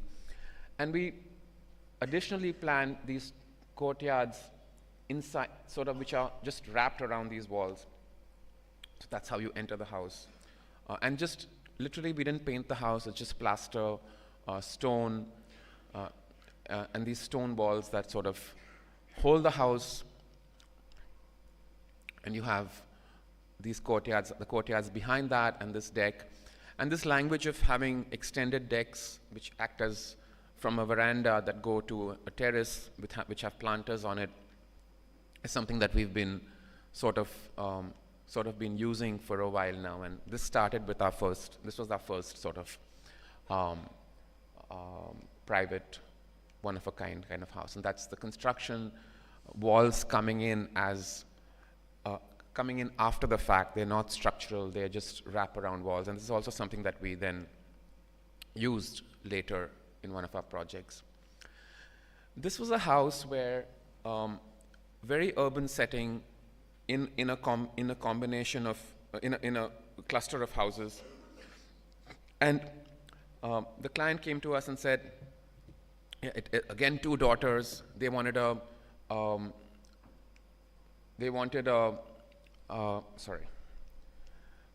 a house where they could have a studio on the ground floor, and I'll come to that. But the story in this house is that during the design process, so the wife had she wanted a house that had more like action happening in the elevations. She wanted something going in and out, and we did a number of iterations, number of options. And I just felt that what we had done at some point was the right thing. And if we had tried to play around too much, they would lose out on their veranda and they would lose out on certain functional spaces. And I just said, okay, I'm going to step back from this process. And then if you like, I don't think we should be going further on this. And then we said, okay, we made 2 models for both the options, and finally they agreed. So it was an interesting process in that sense. And while I was putting this presentation together, I remember in the back of my mind, I remember that I'd seen this project, Ahmedabad-based Anand Patel. He used to work with HCP. He had started his practice, and this project is done in 2010. It's called Olive Grace. I just took these pictures off his Instagram page yesterday. And when I saw this project, when we were designing this house, I remember, yeah, this is a really, really interesting idea. You have a kind of a wraparound veranda where you can have plants, you can clean the windows, you can put functions, you can put the air conditioning units. And I thought, okay, that's something that's worth thinking about. And while we didn't exactly mimic this, it was definitely something that now when I'm thinking about it, and I'm glad I could show that. So this house, you enter, that's the ground floor, you enter, there are a couple of car parks, and there is a studio apartment on the ground floor at the back for their mother-in-law. There's a lift, and there's a staff little unit. And you come up the steps, and there's a living dining kitchen on the south side here. It's one large room, and you have this, and this is the first time now actually I'm seeing it's not the first time that a lot of our living spaces have these long verandas, have these continuous verandas, and you'll see that in the next house as well. A suite for the guest suite and the main bedroom, and then 2 bedrooms for the daughters on the upper floor. And in section it's quite simple, but more than that, sorry, I want one more, is that you can see that in this case, taking sort of inspiration from the Anand Patel building, we've got a continuous, there's a continuous band all around the building.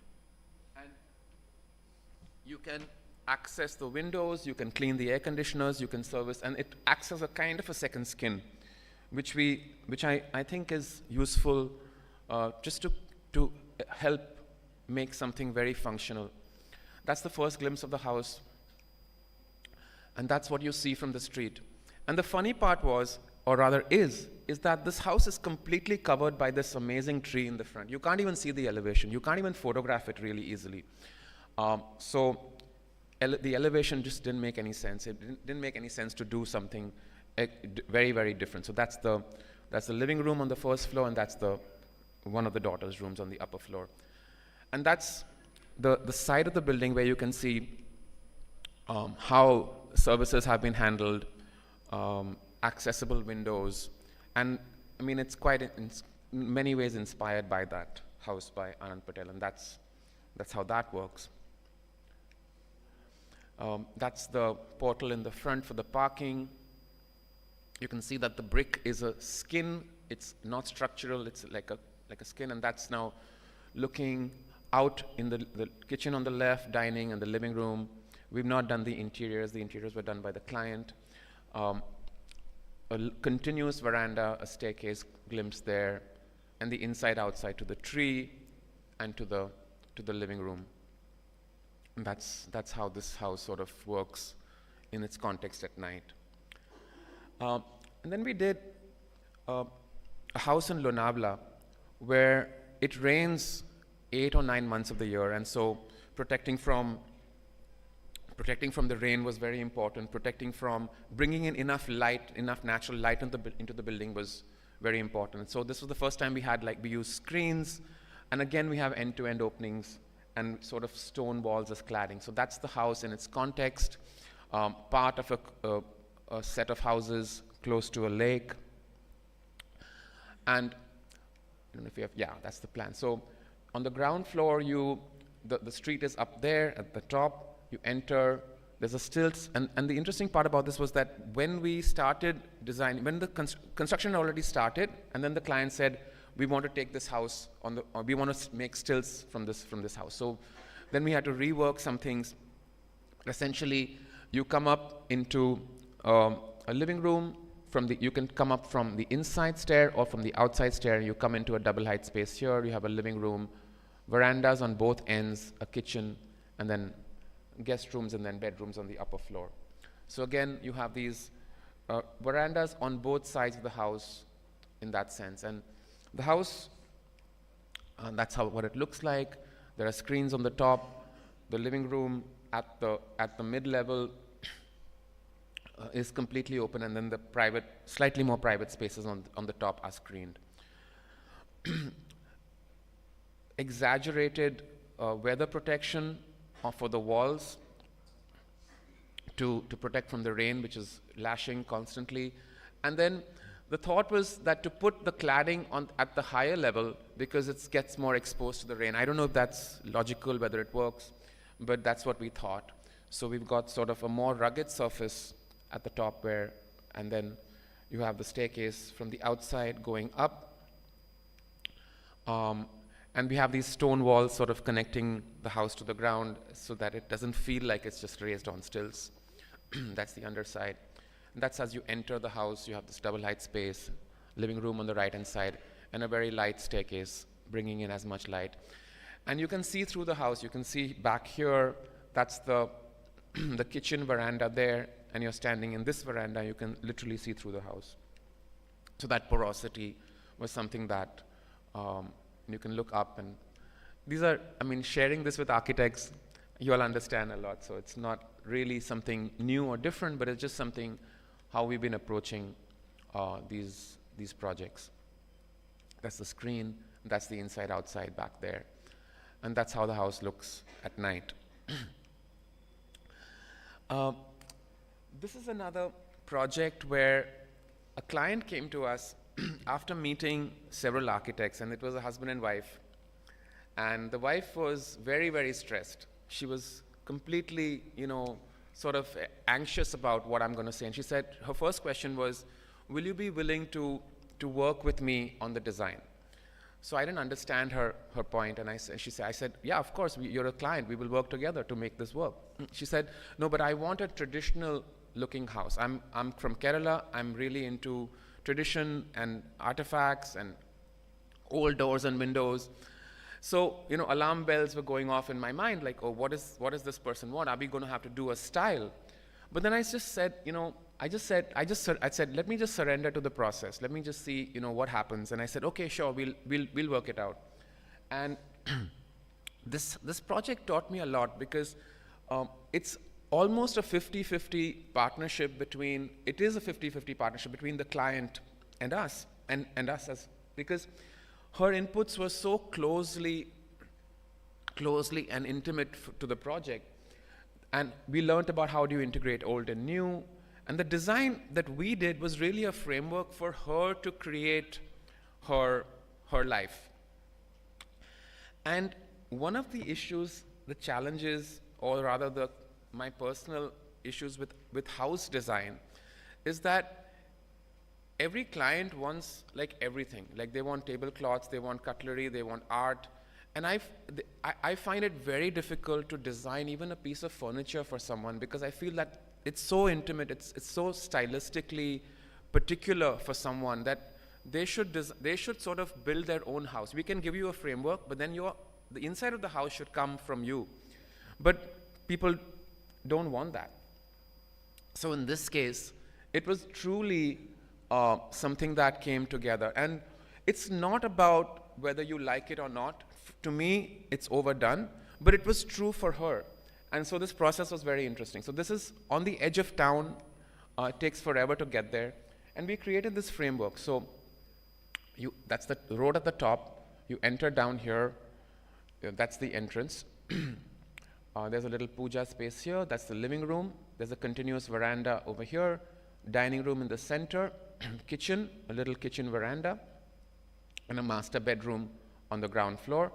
And then we've got a library for the husband, a little guest room here, and two bedrooms for their kids with a little terrace in the middle.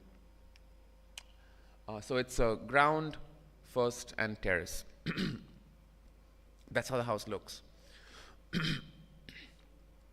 And here we had everything was, every window, every door is old. It was sourced by the client, and she would send us WhatsApp images, and we would say, we would have like literally 5 minutes to decide whether we wanted it or not, because it would get sold so quickly.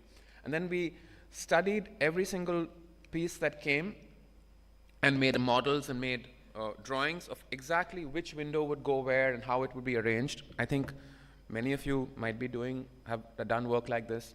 This is something called as a mugappu. It's a very traditional Kerala type of design. Again, not something that we would do naturally, but it just, you go with the flow and then see what happens. The idea for this Jharoka kind of thing was entirely came from the client. We won't even know where to start with something like that. And that's the interior.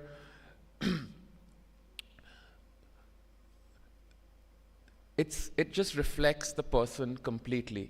This is how they live on a daily basis. Every corner of this house has something or the other. I mean, right from this to, and even here, there is actually a screen over here which we removed for the picture, because otherwise you wouldn't see the dining room. So it's a way of life that I'm not used to personally, but if we can work with a client to make it happen, make it possible, why not? And they love this house, and they live in it. It's what they wanted. And that's what it looks like at night. So this was another interesting journey. And while we have been working with private clients, some of them, all our clients are on a strict budget, so we don't enjoy also building these large homes, and these are all first homes for clients. But we were approached, and we've been doing a lot of public sector work, and we have a foundation in the practice where we do design build services for certain clients, and also we were approached by a non-profit in Pune that works in the slums for the elderly, and they said, we've got some money, can you build homes for the elderly? And on the one hand, we are looking at material choices and 2 lakh rupee fridges and all kinds of automation, and on the other hand, we right next to us we have literally millions of people in Pune especially living in conditions that you cannot imagine. And if you haven't been to a slum, the first time I went to a slum was literally 3 or 4 years ago, and I'm ashamed to say that I didn't go to a slum before that. I think it's critical that each of us visits a slum to understand the kind of not just the kind of privileges we have, but also the living conditions that people who work with us closely have. And so we then mapped a bunch of sites, came up with individual drawings. That's the first house which we did. This was unbelievably bad condition. There was no floor. That's the inside of the house back there. And we were able to sort of rebuild it. And this is 6.5 feet by 9 feet or something like that, the size of a typical bathroom nowadays. And what it did is, this is another house where we put in a water tank. This person cannot really walk, so he needed an indoor toilet. What this work sort of shows us, this is another house. What it shows us is, that we need to also look at other stuff around us, and how does that affect you? What are the kinds of living conditions that we are in? And it just puts it puts everything in perspective. So these are also houses that we've been working on. The last project I'll show you is a project where it's a private retreat for a client on the edge of town, where very consciously we try to create a system of building. So a system that we think is quite replicable in terms of proportions, construction, a roof system where we built up the roof in terms of waterproofing, layers, Mangalore tiles, structure. Very simple, just two materials, again verandas and plinths, and this is the first time that we actually were able to do landscape for the project as well. And it's a 3-acre site that goes from the bottom over here all the way to the top. There's a giant derasar here. There's a little entrance pavilion, staff block. There's a sports field. That's the main house with a pool. And then as you go up the slope, there is this private house at the top. And the system we wanted to sort of develop is simple steel with infill walls. That's how it looks. And there's a project by Studio Saransh recently that I saw that also has this kind of structural, their own studio, I think. And so in this you build the steel first, bring in the, and then when there's a wall thickness, you have plates. So you create that wall. So this becomes a bay window back here. And then this is at 8 feet level, 2.4 meters. So there's that continuous line which runs through all the buildings on this project. And then you have space for glass, and then the roof comes on top of that. That's during construction. The walls are up.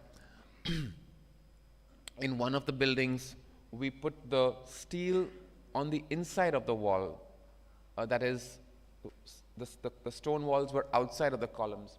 Then we felt that that's not right, so we put them, then we embedded them in the wall. So you just learn these different things. This is the private residence.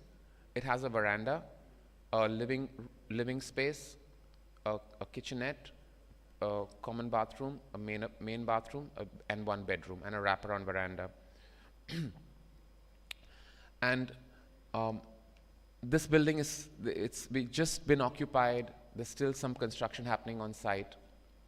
And again, this screen is similar to what Mansi showed for her own house. Punch metal screens, perforated metal, and then the walls that go up to 2.4 meters, glass above, verandas. And really the essence of this particular unit is, this particular house is that, this veranda that completely opens out onto the landscape. So it's just a simple idea, and that's what it's like on the inside, opening out. And you can see right through the house, so the walls don't go up to the ceiling, so you can sort of looking back from the bedroom to the living room, intermediate spaces, that's the bathroom. And that's what the light feels like in the night. And then this is the main house that is a series of pavilions. So there's the living pavilion, and then 2 bedroom pavilions, 4 bedrooms. And you can look straight through the house like that. And then on this axis, there's a jamun tree here, is a unit for their son. So it's a separate unit back here. And then at the lower level, you can walk down from here and here to the pool and a steam room. And I mean, the interesting part about this is that we originally only designed this. And then the client said, we need more bedrooms. And fortunately, we could just add 2 more bedrooms here. Although now it feels as if it was always planned, but it's these interesting quirks of fate that we could have the space to build 2 more bedrooms. And then this was also added later. So It's really how, sometimes things just sort of flow. And that's the living pavilion and the 2-bedroom pavilions. And then that's the house for their son. At the upper level, the courtyard, and then the lower level is the pool.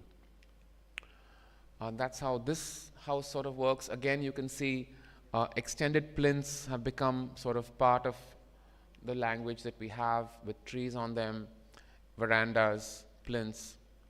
That's the space between the living room on the left and the bedrooms on the right. You're going through there, you come to the rear courtyard, that's the jamun tree here, and you're looking up to their son's room.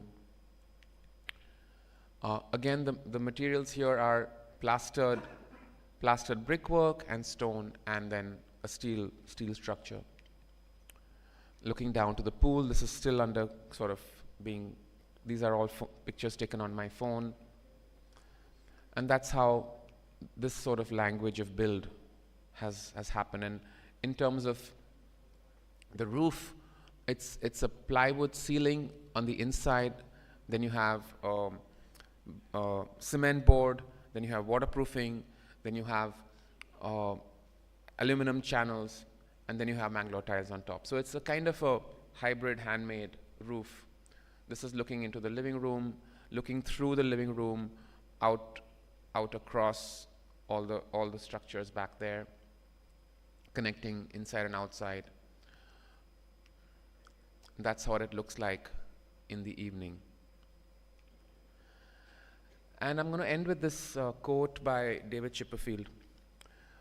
Architecture's relationship with society depends on its ability to be read and absorbed, to attract affection. We want our buildings to belong to its place. By belonging, they contribute. By contributing, they assume meaning. And by assuming meaning, they become capable of receiving affection. So it's, to us, it's about, can we build something that's familiar? Can we build something that people can easily understand? And hopefully, create something that has some kind of meaning. Thank you so much.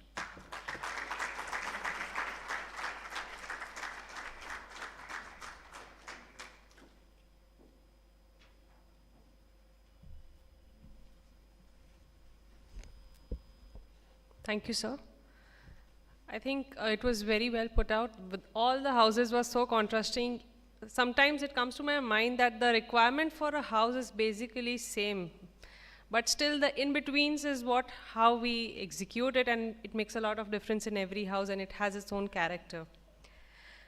To go ahead with, we would now call upon our lighting partner, Interior Lighting, presenting the brilliance of illumination in a spatial design. I call upon the representative from Interior Lighting. Okay. Can we run the presentation? I think the yeah. Good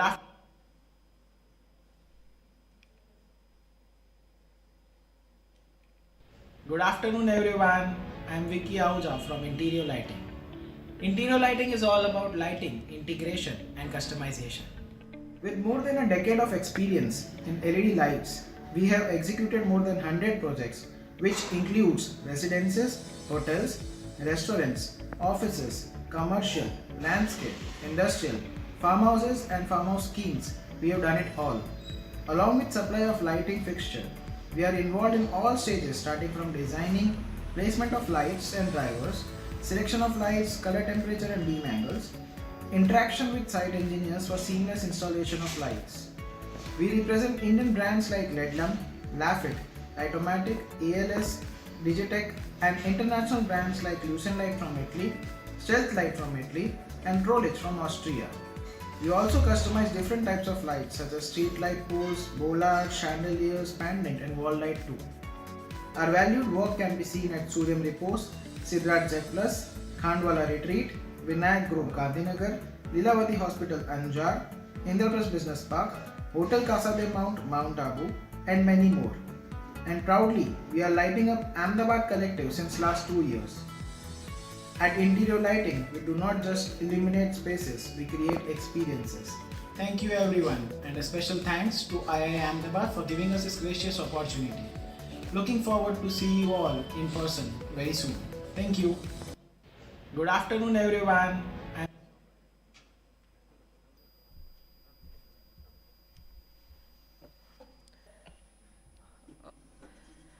Next, we have the most interesting part of the evening, the panel discussion. Ghargatta, a children's game of role playing in an imaginary house. I'm sure we have all played it in the childhood. The house is an ever so familiar term and an entity to all, such that even children who barely put the sentences together can also recreate in a jiffy through imagination, alone or as a group in the game of Ghargatta. And yet the architects spend years in practice to decipher its meaning. The passing of time brings the change in how we live, how we build, and hence we call the house. There are constituents, tangible and non-tangible, the constants and the variables that help one identify with the sense of it. The aspiration, association, mobility, and technology all come together into play. The question we ask today is, what is a house in a contemporary scenario, and what goes into creating one? We now move on to one of the most awaited segments of the evening, panel discussion. The topic for the same is Ghargatta, a child's play and an architect's dilemma. The discussion will feature Mansi ma'am, Khushru sir, Melissa ma'am, and it will be moderated by Pranav sir. I request all of you to come on the stage for the same.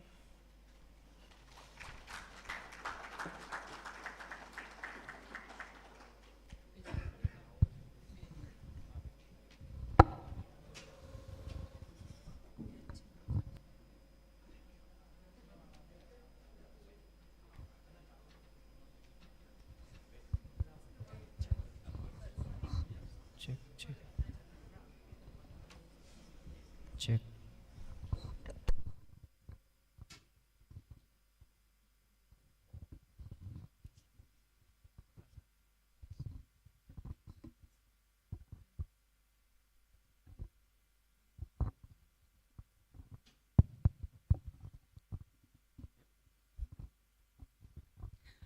Good evening. I'm Raiji Pranav, and I think it's going to be, though it's hopefully the last one, last activity, and she said the most juiciest, but you're still going to be hearing the same thing. It's the house, house, and house. So no surprises there, because I think Ahmedabad Collective and Indian Institute of Architects has decided that over this weekend, all of us really get it just right, that what is the house. So that's what it's going to be. So I think it's arguably the most familiar type in architecture that all of us would have dealt with, if skipped in practice, at least in academia, one semester of it. And also the common from the layman's perspective, where that's what they think, that all the architects are designing houses. Like they might not be aware of that there are more things existing. And it's important to, it's important to talk about this topic, which is so familiar, so common, because sometimes it's something that is most common and obvious are the most difficult one, or the most complex one, like talk with one's father, like heart to heart. That's difficult. So just like that, this is a difficult topic, that what is a house. And I think everybody has been given opportunity right from the childhood, like most of us, I don't know, right, the current generation or current what is happening, but that at least once you were asked to draw a house. And it's just, I just find it surprising that that notion of the house, the image of the house, that has remained unchanged. Like it's still that little triangle hut and a little rivulet at the back, and then the conical mountains, and that Bank of Baroda sun rising up from that. So, and so much so that my niece, when she drew an apartment with a balcony, her teacher made her draw that this is a wrong house, the house is always this. So, but the same children, when you take them away from the prying eyes of the parents and the teachers, their imagination explodes, and they get into this game of role play, which is what the title is, the Ghargatta, or that's in South Gujarat, but in some other parts, like here, it's called Ghar. So that's where they get into the game of role play, where they play father, mother, daughter, son, and they imagine a house, and that house is not same for each children. Even better, that house is not same for the same children next afternoon, same children when they play alone versus they play with friends, same children when they play with friends in their house versus other house. So it changes, so it's really fluid. So same children who have been indoctrinated to draw the house in the exactly same way, they still have the imagination which is very different. But then they use the, whatever, that there is something constant about it, that there is always a sense of surface that you sit on, stand on. Maybe there is a sense of enclosure by way of the corner of a bedroom or a living room, or maybe some old television or the refrigerator box, or maybe some props available like Coke's crown as used as maybe ramen bowl and toothpicks as chopsticks. So that way, actually, what they are doing is like what architects are doing. They are imagining a house. Only difference between the two of the game is that they are imagining house for self, and hence they can appropriate and accommodate and adjust. Architects have the most difficult job of designing house for others, whom they do not know, whose psyche they cannot get into. So that is why it's the most complex project that to do, that house, that how people live. And then there is not one person, there are more than one person in the house. And with each client, there are different aspects that come with them, that the aspect of association, aspiration, that some will come with the idea of a house that is to show off as a trophy, and there are others to come with the idea of house to hide in or hide away from the world. So it's completely opposite. Same for the association, like what people would have associated like as a childhood, or where they come from, which walks of life, different walks of life. So it would change. And then there is an idea of mobility and technology, that with mobility, like maybe your reaching your best friend was probably just a walk in the neighborhood or just the neighbor itself. Instead of that, now the reaching a friend might mean that 25 kilometers away, so that that idea of house is extended.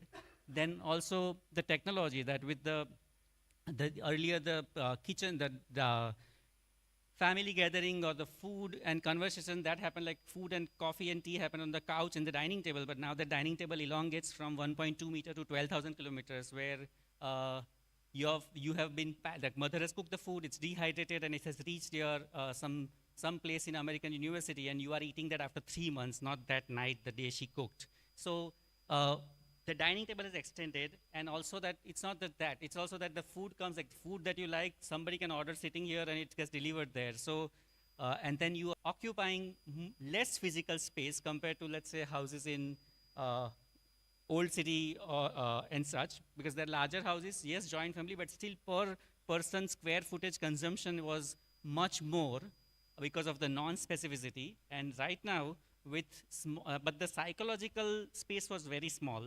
Right now, we have exactly opposite. We have much smaller places to live, but that is physical, but psychological spaces have increased. So that's where we are. So, and I'm not saying that what I said, anything that I said, it was of a specific type, and it didn't cover entire gamut. So that's even makes it more complex, because there are still some people whose friends are just living next door and whose playground are just here and not a tennis court 15 kilometers away. So this is where we are in, at least in India. And so today we are going to try and get some wisdom from them, whatever we can. It's more thoughts, not an answer, because such a complex topic cannot be summed up, but some thoughts and individual thoughts, what each one of them are, or all of us are occupied with, as to what is house now or currently, what does it mean to them, and how do you make one? And when you create that physicality, what do you do, or how do you act as an architect in order to make it an experiential?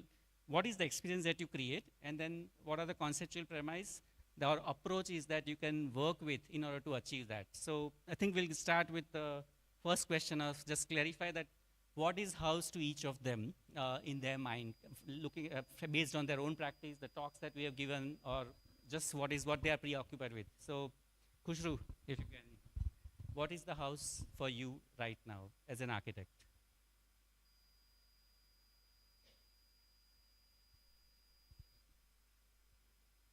With every client and every project, it's different.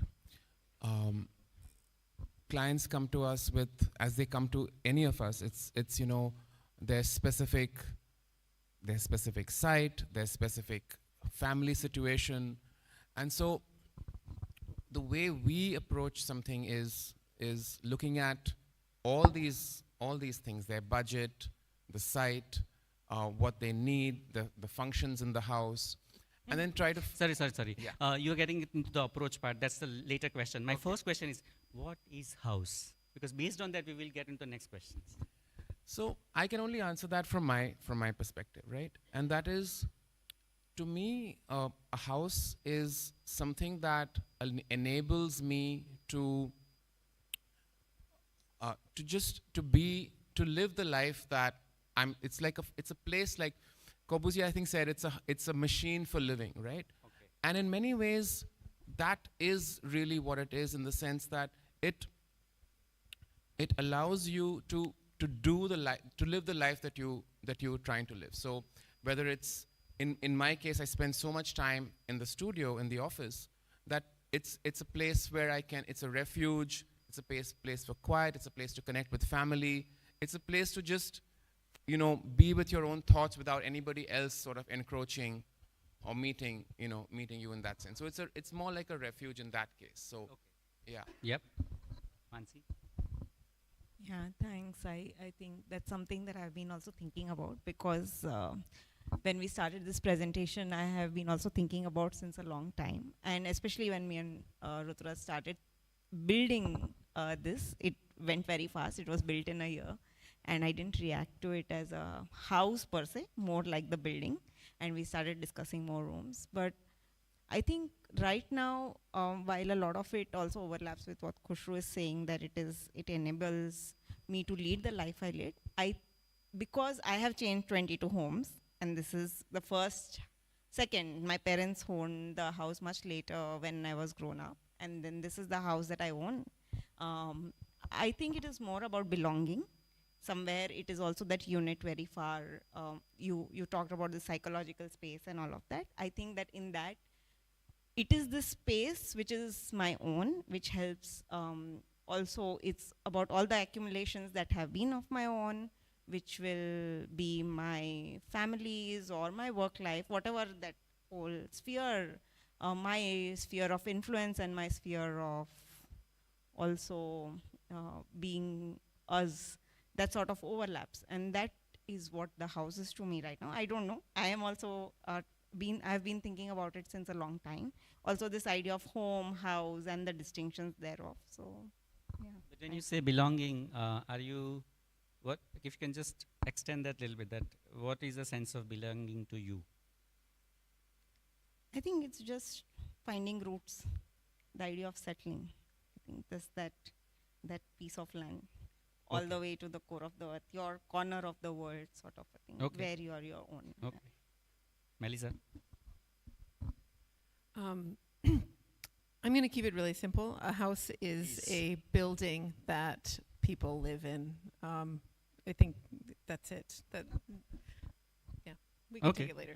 I think I get it. I think in a way, I think what you give a definition as to what it is, and allowing occupants to give the interpretation as to what it means to them. But maybe both of them gave what house means to you. I'm trying to ask as an architect, that because that is our house, like your house, what you said, both of you, that is your house. I'm saying when the clients come from different perspective, you still are the same architect, and you still are practicing with a certain ideology. So in that case, what is it that you hold as a house, whether it's a palatial mansion or whether it's a small, tiny 3 BHK interiors? How do you hold, what is your, because then you are still the same person, so you will keep your own torch burning. So that way, what is the house? If you can just say that, you can just go reverse. We do a lot of different houses, and I think I'm going to draw on the two talks that we just heard, because I think one Mansi, you talked about the after and how the house is, I thought was really interesting, is the house as a point of uncertainty and imagination. So the reason I said also that it's just a building in which people live is that it's really the simplest brief. It's the most open-ended brief, therefore it has all these other things that can be packed into it, so it's also the most difficult brief because people care about it more, say, than the person you're designing a school for or a institution of any kind in a more personal way.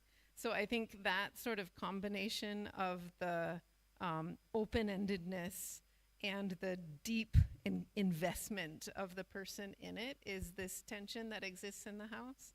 I also think that it's a problematic area for architects because part of architectural education, I mean, the major thing I would say at the start of architectural education is the defamiliarization from the house, from the building, because everybody knows what buildings are, but nobody knows how to make them. We have to learn how to see them in a totally different way. And I think that was really interesting to look at these two talks, because you both talked about meaning, but then, Kushru, I saw logic and you know, how you think about different ways to strategize the functions of the house so that the people in them can do what they want and be inside them. And so it was a really, like, it was a really nice counterpoint of the tensions inherent, and I think it was also really nice to see that on top of the fact that, Mansi, you clarified that you were not the architect of the house that you were talking about. And as an architect, to sort of position yourself as not the architect, I would say that's smart. I don't do that. I haven't done that, and it creates problems. But to sort of identify who you are, and that was really interesting. So I'm going to pass it on. Okay. I think again, it is the fact that as matter in the practice, I am not the architect. I lead the content part of it. Okay. So I don't design the houses, but I am the critic sitting at the table. Certainly have a very, very intimate ringside view to the process. And I think that over time, there are certain principles that have guided, whether it's the house or any other typology, but the house primarily so because that's one typology that I think an architect in their practice tries to resist at a point. After this, try to scale up. They want to do beyond. And at that point, I feel is where, especially in my practice, I think personally is where that house as a typology becomes about what more can you do with it? Like, what is the ambition that you put in beyond the programmatic and beyond the discussion of whether pink curtain, blue curtain, whatever, how does the organization happen? But it also is this very interesting small scale site of experimentation. Like, so even with our house, there was this vault which went on, or the IPS, it comes in a point of experimentation or with a certain material culture, with a certain idea, with a certain tectonic. And that is where I think has happened for us as a studio, that the house itself becomes a small way to push something of an idea further, beyond the brief and all of that, to experiment a little bit something, because at that scale, it just, we are able to guide it slowly and observe.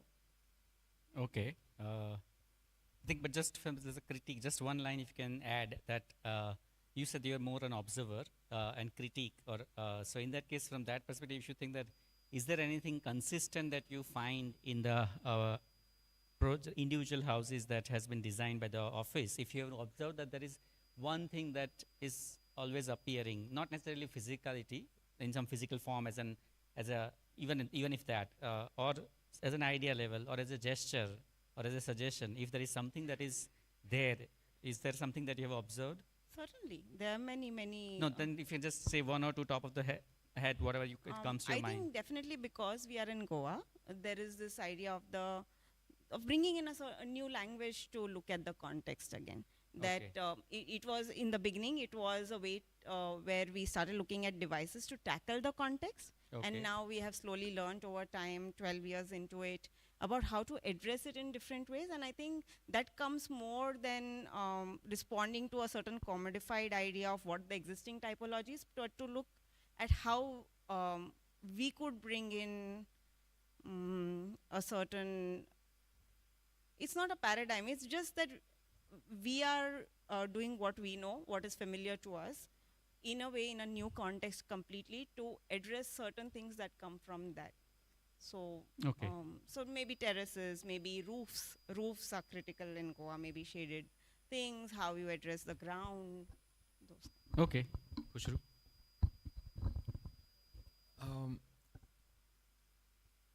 When we work on a house, I always, it's a new person. It's when you're working on a public building or an institutional project, the client is this generalized stakeholder kind of. It's this non-person, right? And you're looking at various types of clients when you're working on a public, in sort of public sector.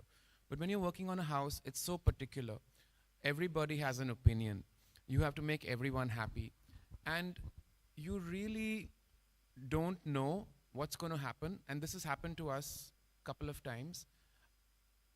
The house is under construction. We've agreed on a particular theme, a particular type of design, and then suddenly somebody will come up with a picture and will say, oh, now we don't want this, we want something else.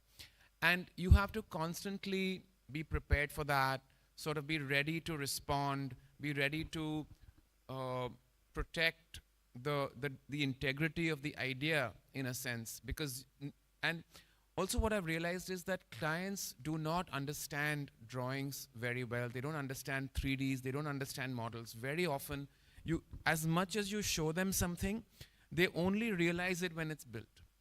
And so building a house is this,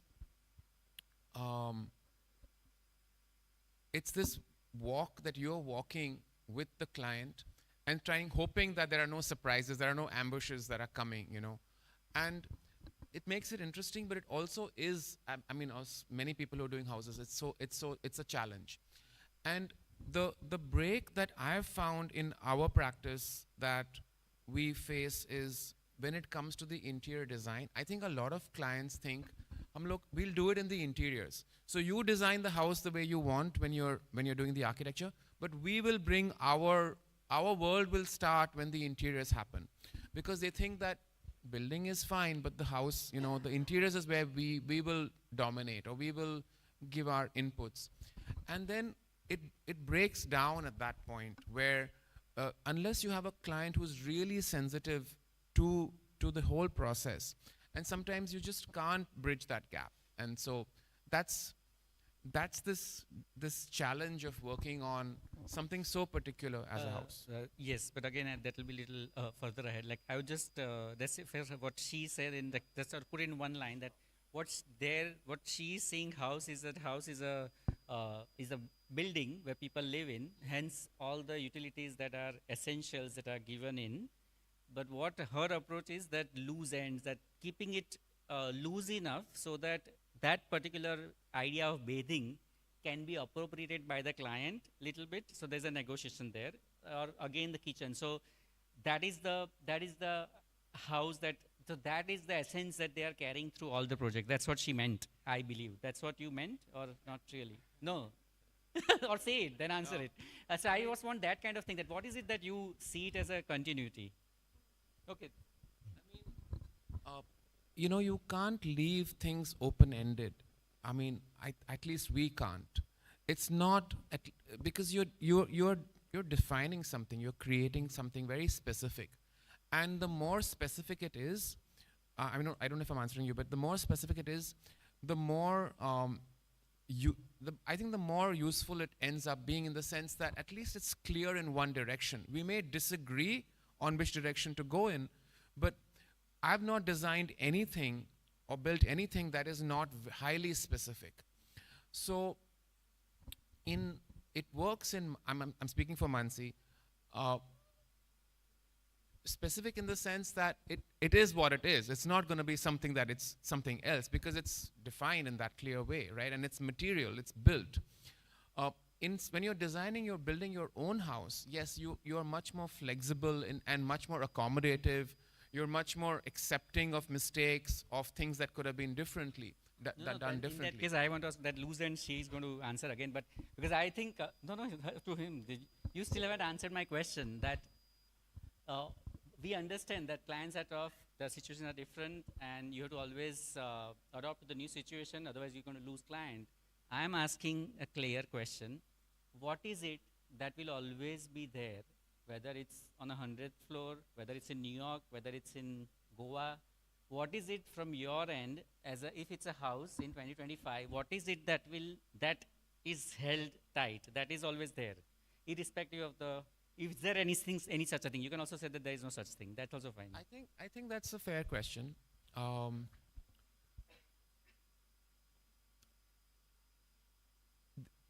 You could put it in two ways. One is elements, like where we, because of the climate that we are in Pune, there's a lot of indoor-outdoor living. You can have large openings. You don't need to air condition the house for most of the year.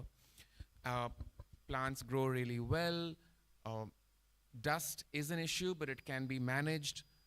The weather is really nice. You can keep if you have verandas, you can watch the rain, but you can still be protected. So there are some things that we look at within that framework, but we also look at, like I said, can the building be maintained? Do our services, are they easy to maintain? Are they easily accessible? But in a house, I mean, I titled the talk From House to Home. So I'm asking that only. With the intention that hopefully we can trace that. I don't know if it came through, because I was like, how do you title a talk, right? But one of the things is we try to create that house for that individual without really knowing that individual so well. So we are putting in a lot of our own backstory. That's why I shared that backstory. It's so much of ourselves comes through that in a unspoken, intangible, subtle way. Our experiences, our life story. And so even when it comes to the type of furniture you build or the type of materials we use, there's this unspoken bias that comes through, which is comes from our past. So can we sum up as that what remains constant as a house, as a project for you, is that your notion of house or your refuge, that always shows up. Only because of the client's specificity, the manifestation may change, but the essence of this house as a refuge, that remains, is what you are trying to say. Because that is the most important aspect for you as a house. Yes, can we say that? But also connecting to the outdoors, getting no, that's also okay. But connecting outdoors, you might even say for a School of Architecture building. I'm asking very specific. What makes it house? Connecting outdoors is generic. Any building can be connected outdoors, even the auditorium. So we are not going there. We are only trying to grapple the issue of what is house, the essence of idea of house. So your refuge is the idea, is the backbone of most of your project. You are, in some sense, from your side. Yes. Of course, the client will add their own thing, and it's a joint venture. Yeah, Melissa, you want to now rephrase it, your idea of house in that case, so that we can go to the next one. We have taken almost half the time on this. Yeah, I think they'll kick us out. We have to, we can go ahead. Okay. A house is a building that people sleep in. So house that they live in. It's such a basic program. Huh? It's a basic program, and your stuff is open-ended also. It's not that specific. You design the rooms nicely. I can take half those plans and I can turn them into something else. That's the point. You do it nicely, and you organize services. You understand what's the thing that needs to remain fixed for a long time, and then because essentially beyond a toilet and a kitchen, everything else is just a room, and the rooms can change. And so that's responding to the context. That's what changes around. So I think that's the notion of open-ended in the house that exists that I'm talking about, is that there's essentially nothing, like there's no auditoriums in a house, in a good one. When we were living at home for 3 months in 2020, so many rooms were readapted because people were living in different ways in their own house, which never happened before. So in that sense, yes. Okay, then keep it with you so that we will come back like this. So what is then we go to the next. I think we have this, I would say, sorry, but we have the fuzzy idea of what they think. I'm sure you have your own idea of house. So we'll go to the next one.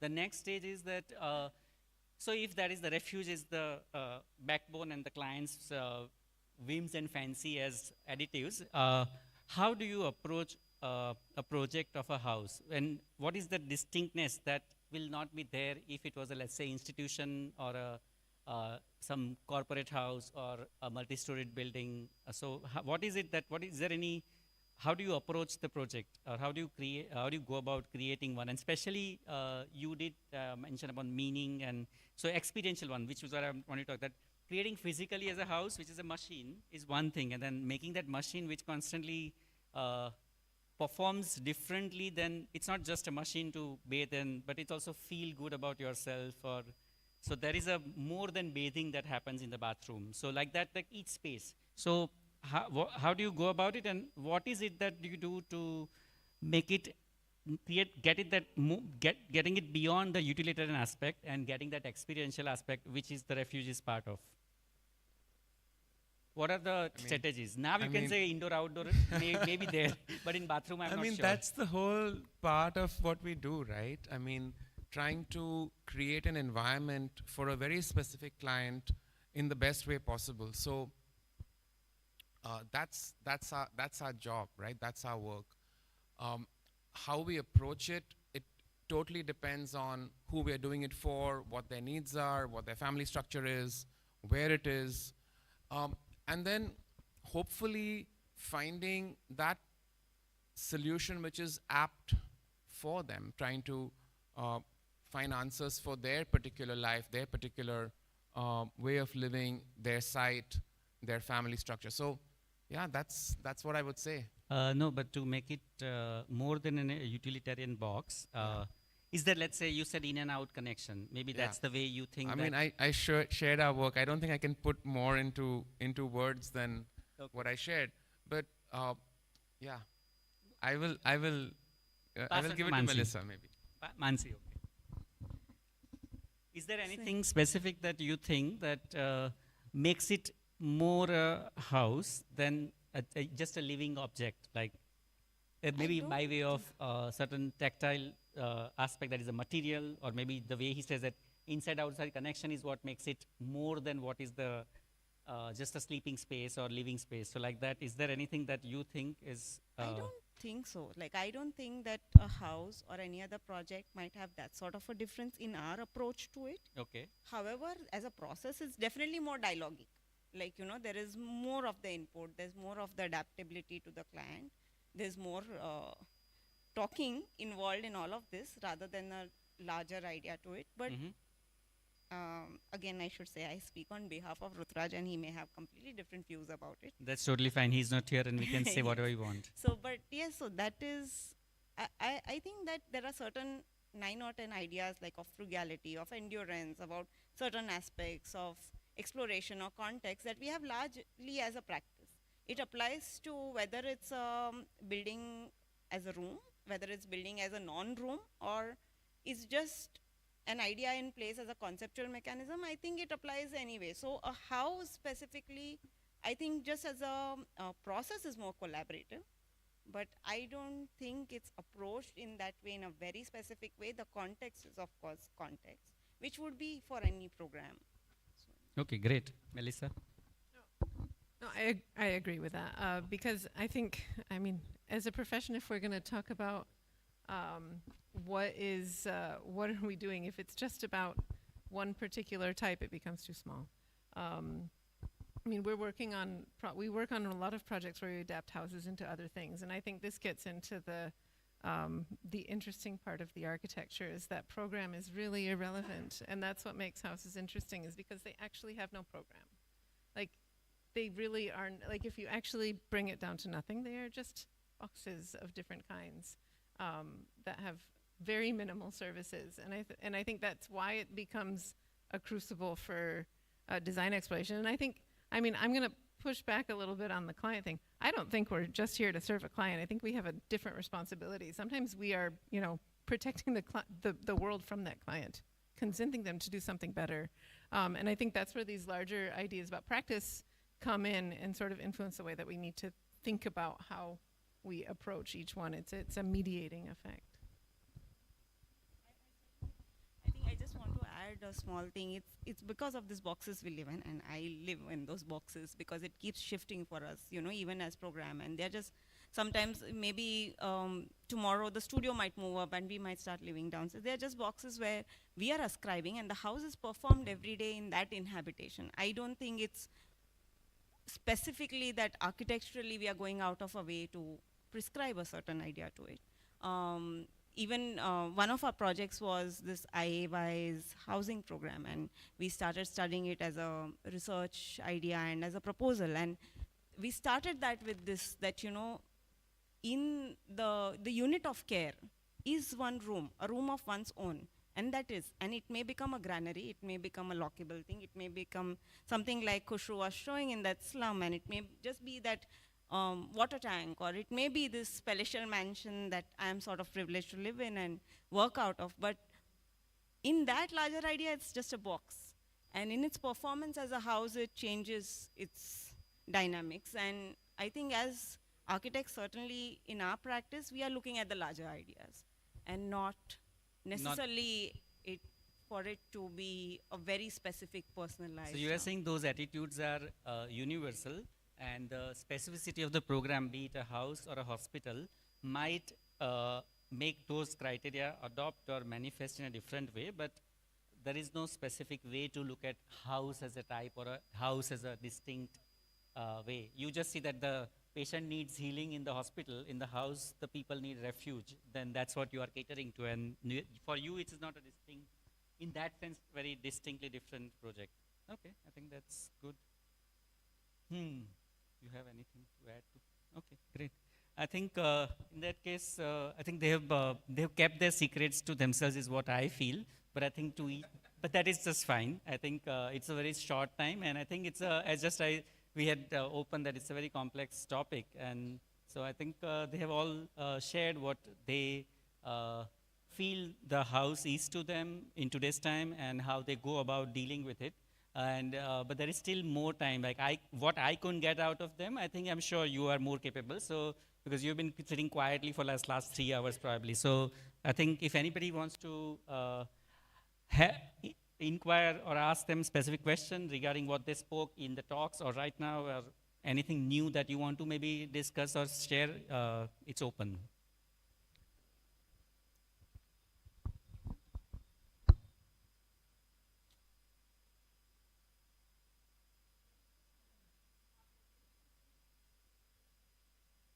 Students are the last people to ask questions usually, so student you should never point out.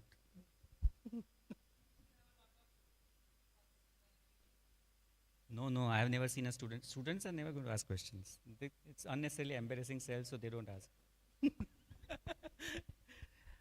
No? Okay.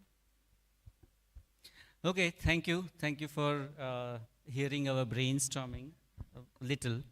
Okay, thank you. Thanks.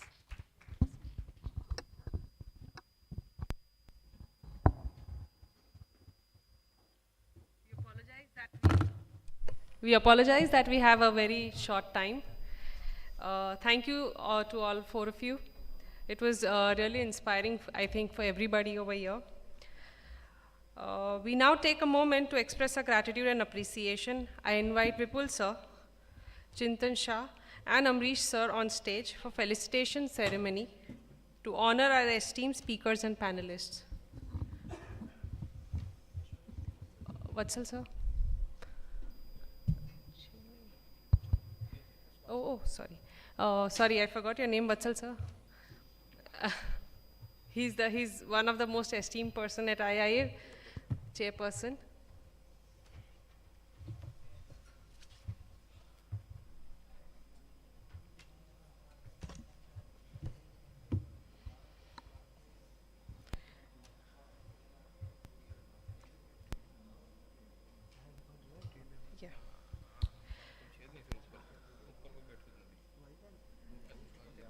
I also request the trade members. Okay. Vipul sir, I request you to present a memento to Mansi ma'am.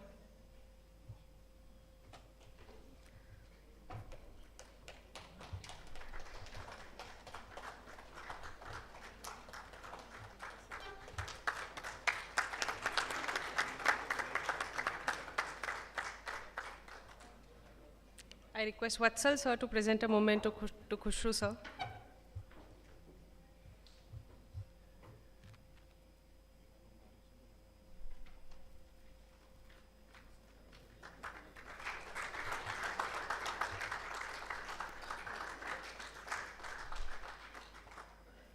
I now request Chintan Bhai to present a memento to Melissa ma'am.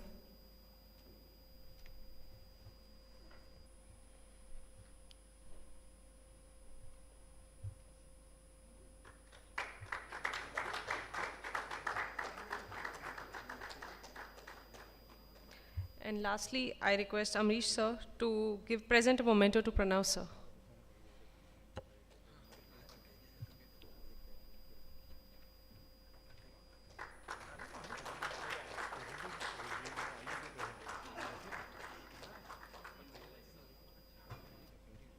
Thank you to all the dignitaries for joining us and for giving your valuable contributions. As we come to the closing of the first day, I invite architect Rutvik Agnihotri to deliver the vote of thanks.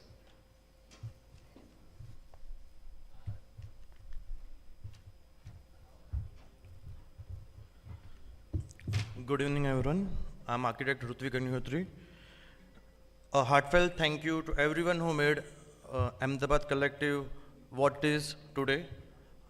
A heartfelt thank you to all of you who are present here, to all our panelists, to the esteemed speakers. We extend our gratitude to all the architects who have presented their work over here, all the students who have sent in their entries, and all the students who are present over here, to our term partners and our venue partners and our lightning partners for the invaluable contributions. Your presence and participation added immense value to this event, making it a memorable experience for everyone. A big thank you to the team of Caleb and Naomi, volunteers who have been working tirelessly since the morning, and everyone who has worked behind the scenes to make this event happen. Your collective efforts have made Ahmedabad Collective a testament to the power of collaboration and innovation in shaping the future of architecture. Thank you for being a part of it. Looking forward to more such collaborations between architects, students, and the industry experts, and an even bigger Ahmedabad Collective in the future. Thank you.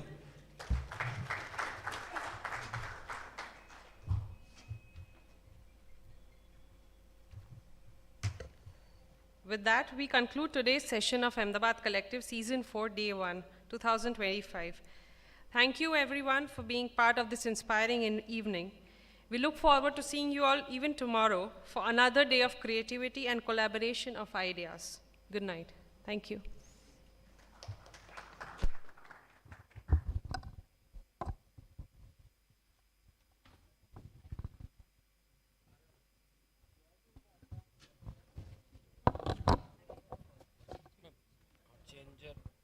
Changer पे भाई लाया था कौन यहाँ पे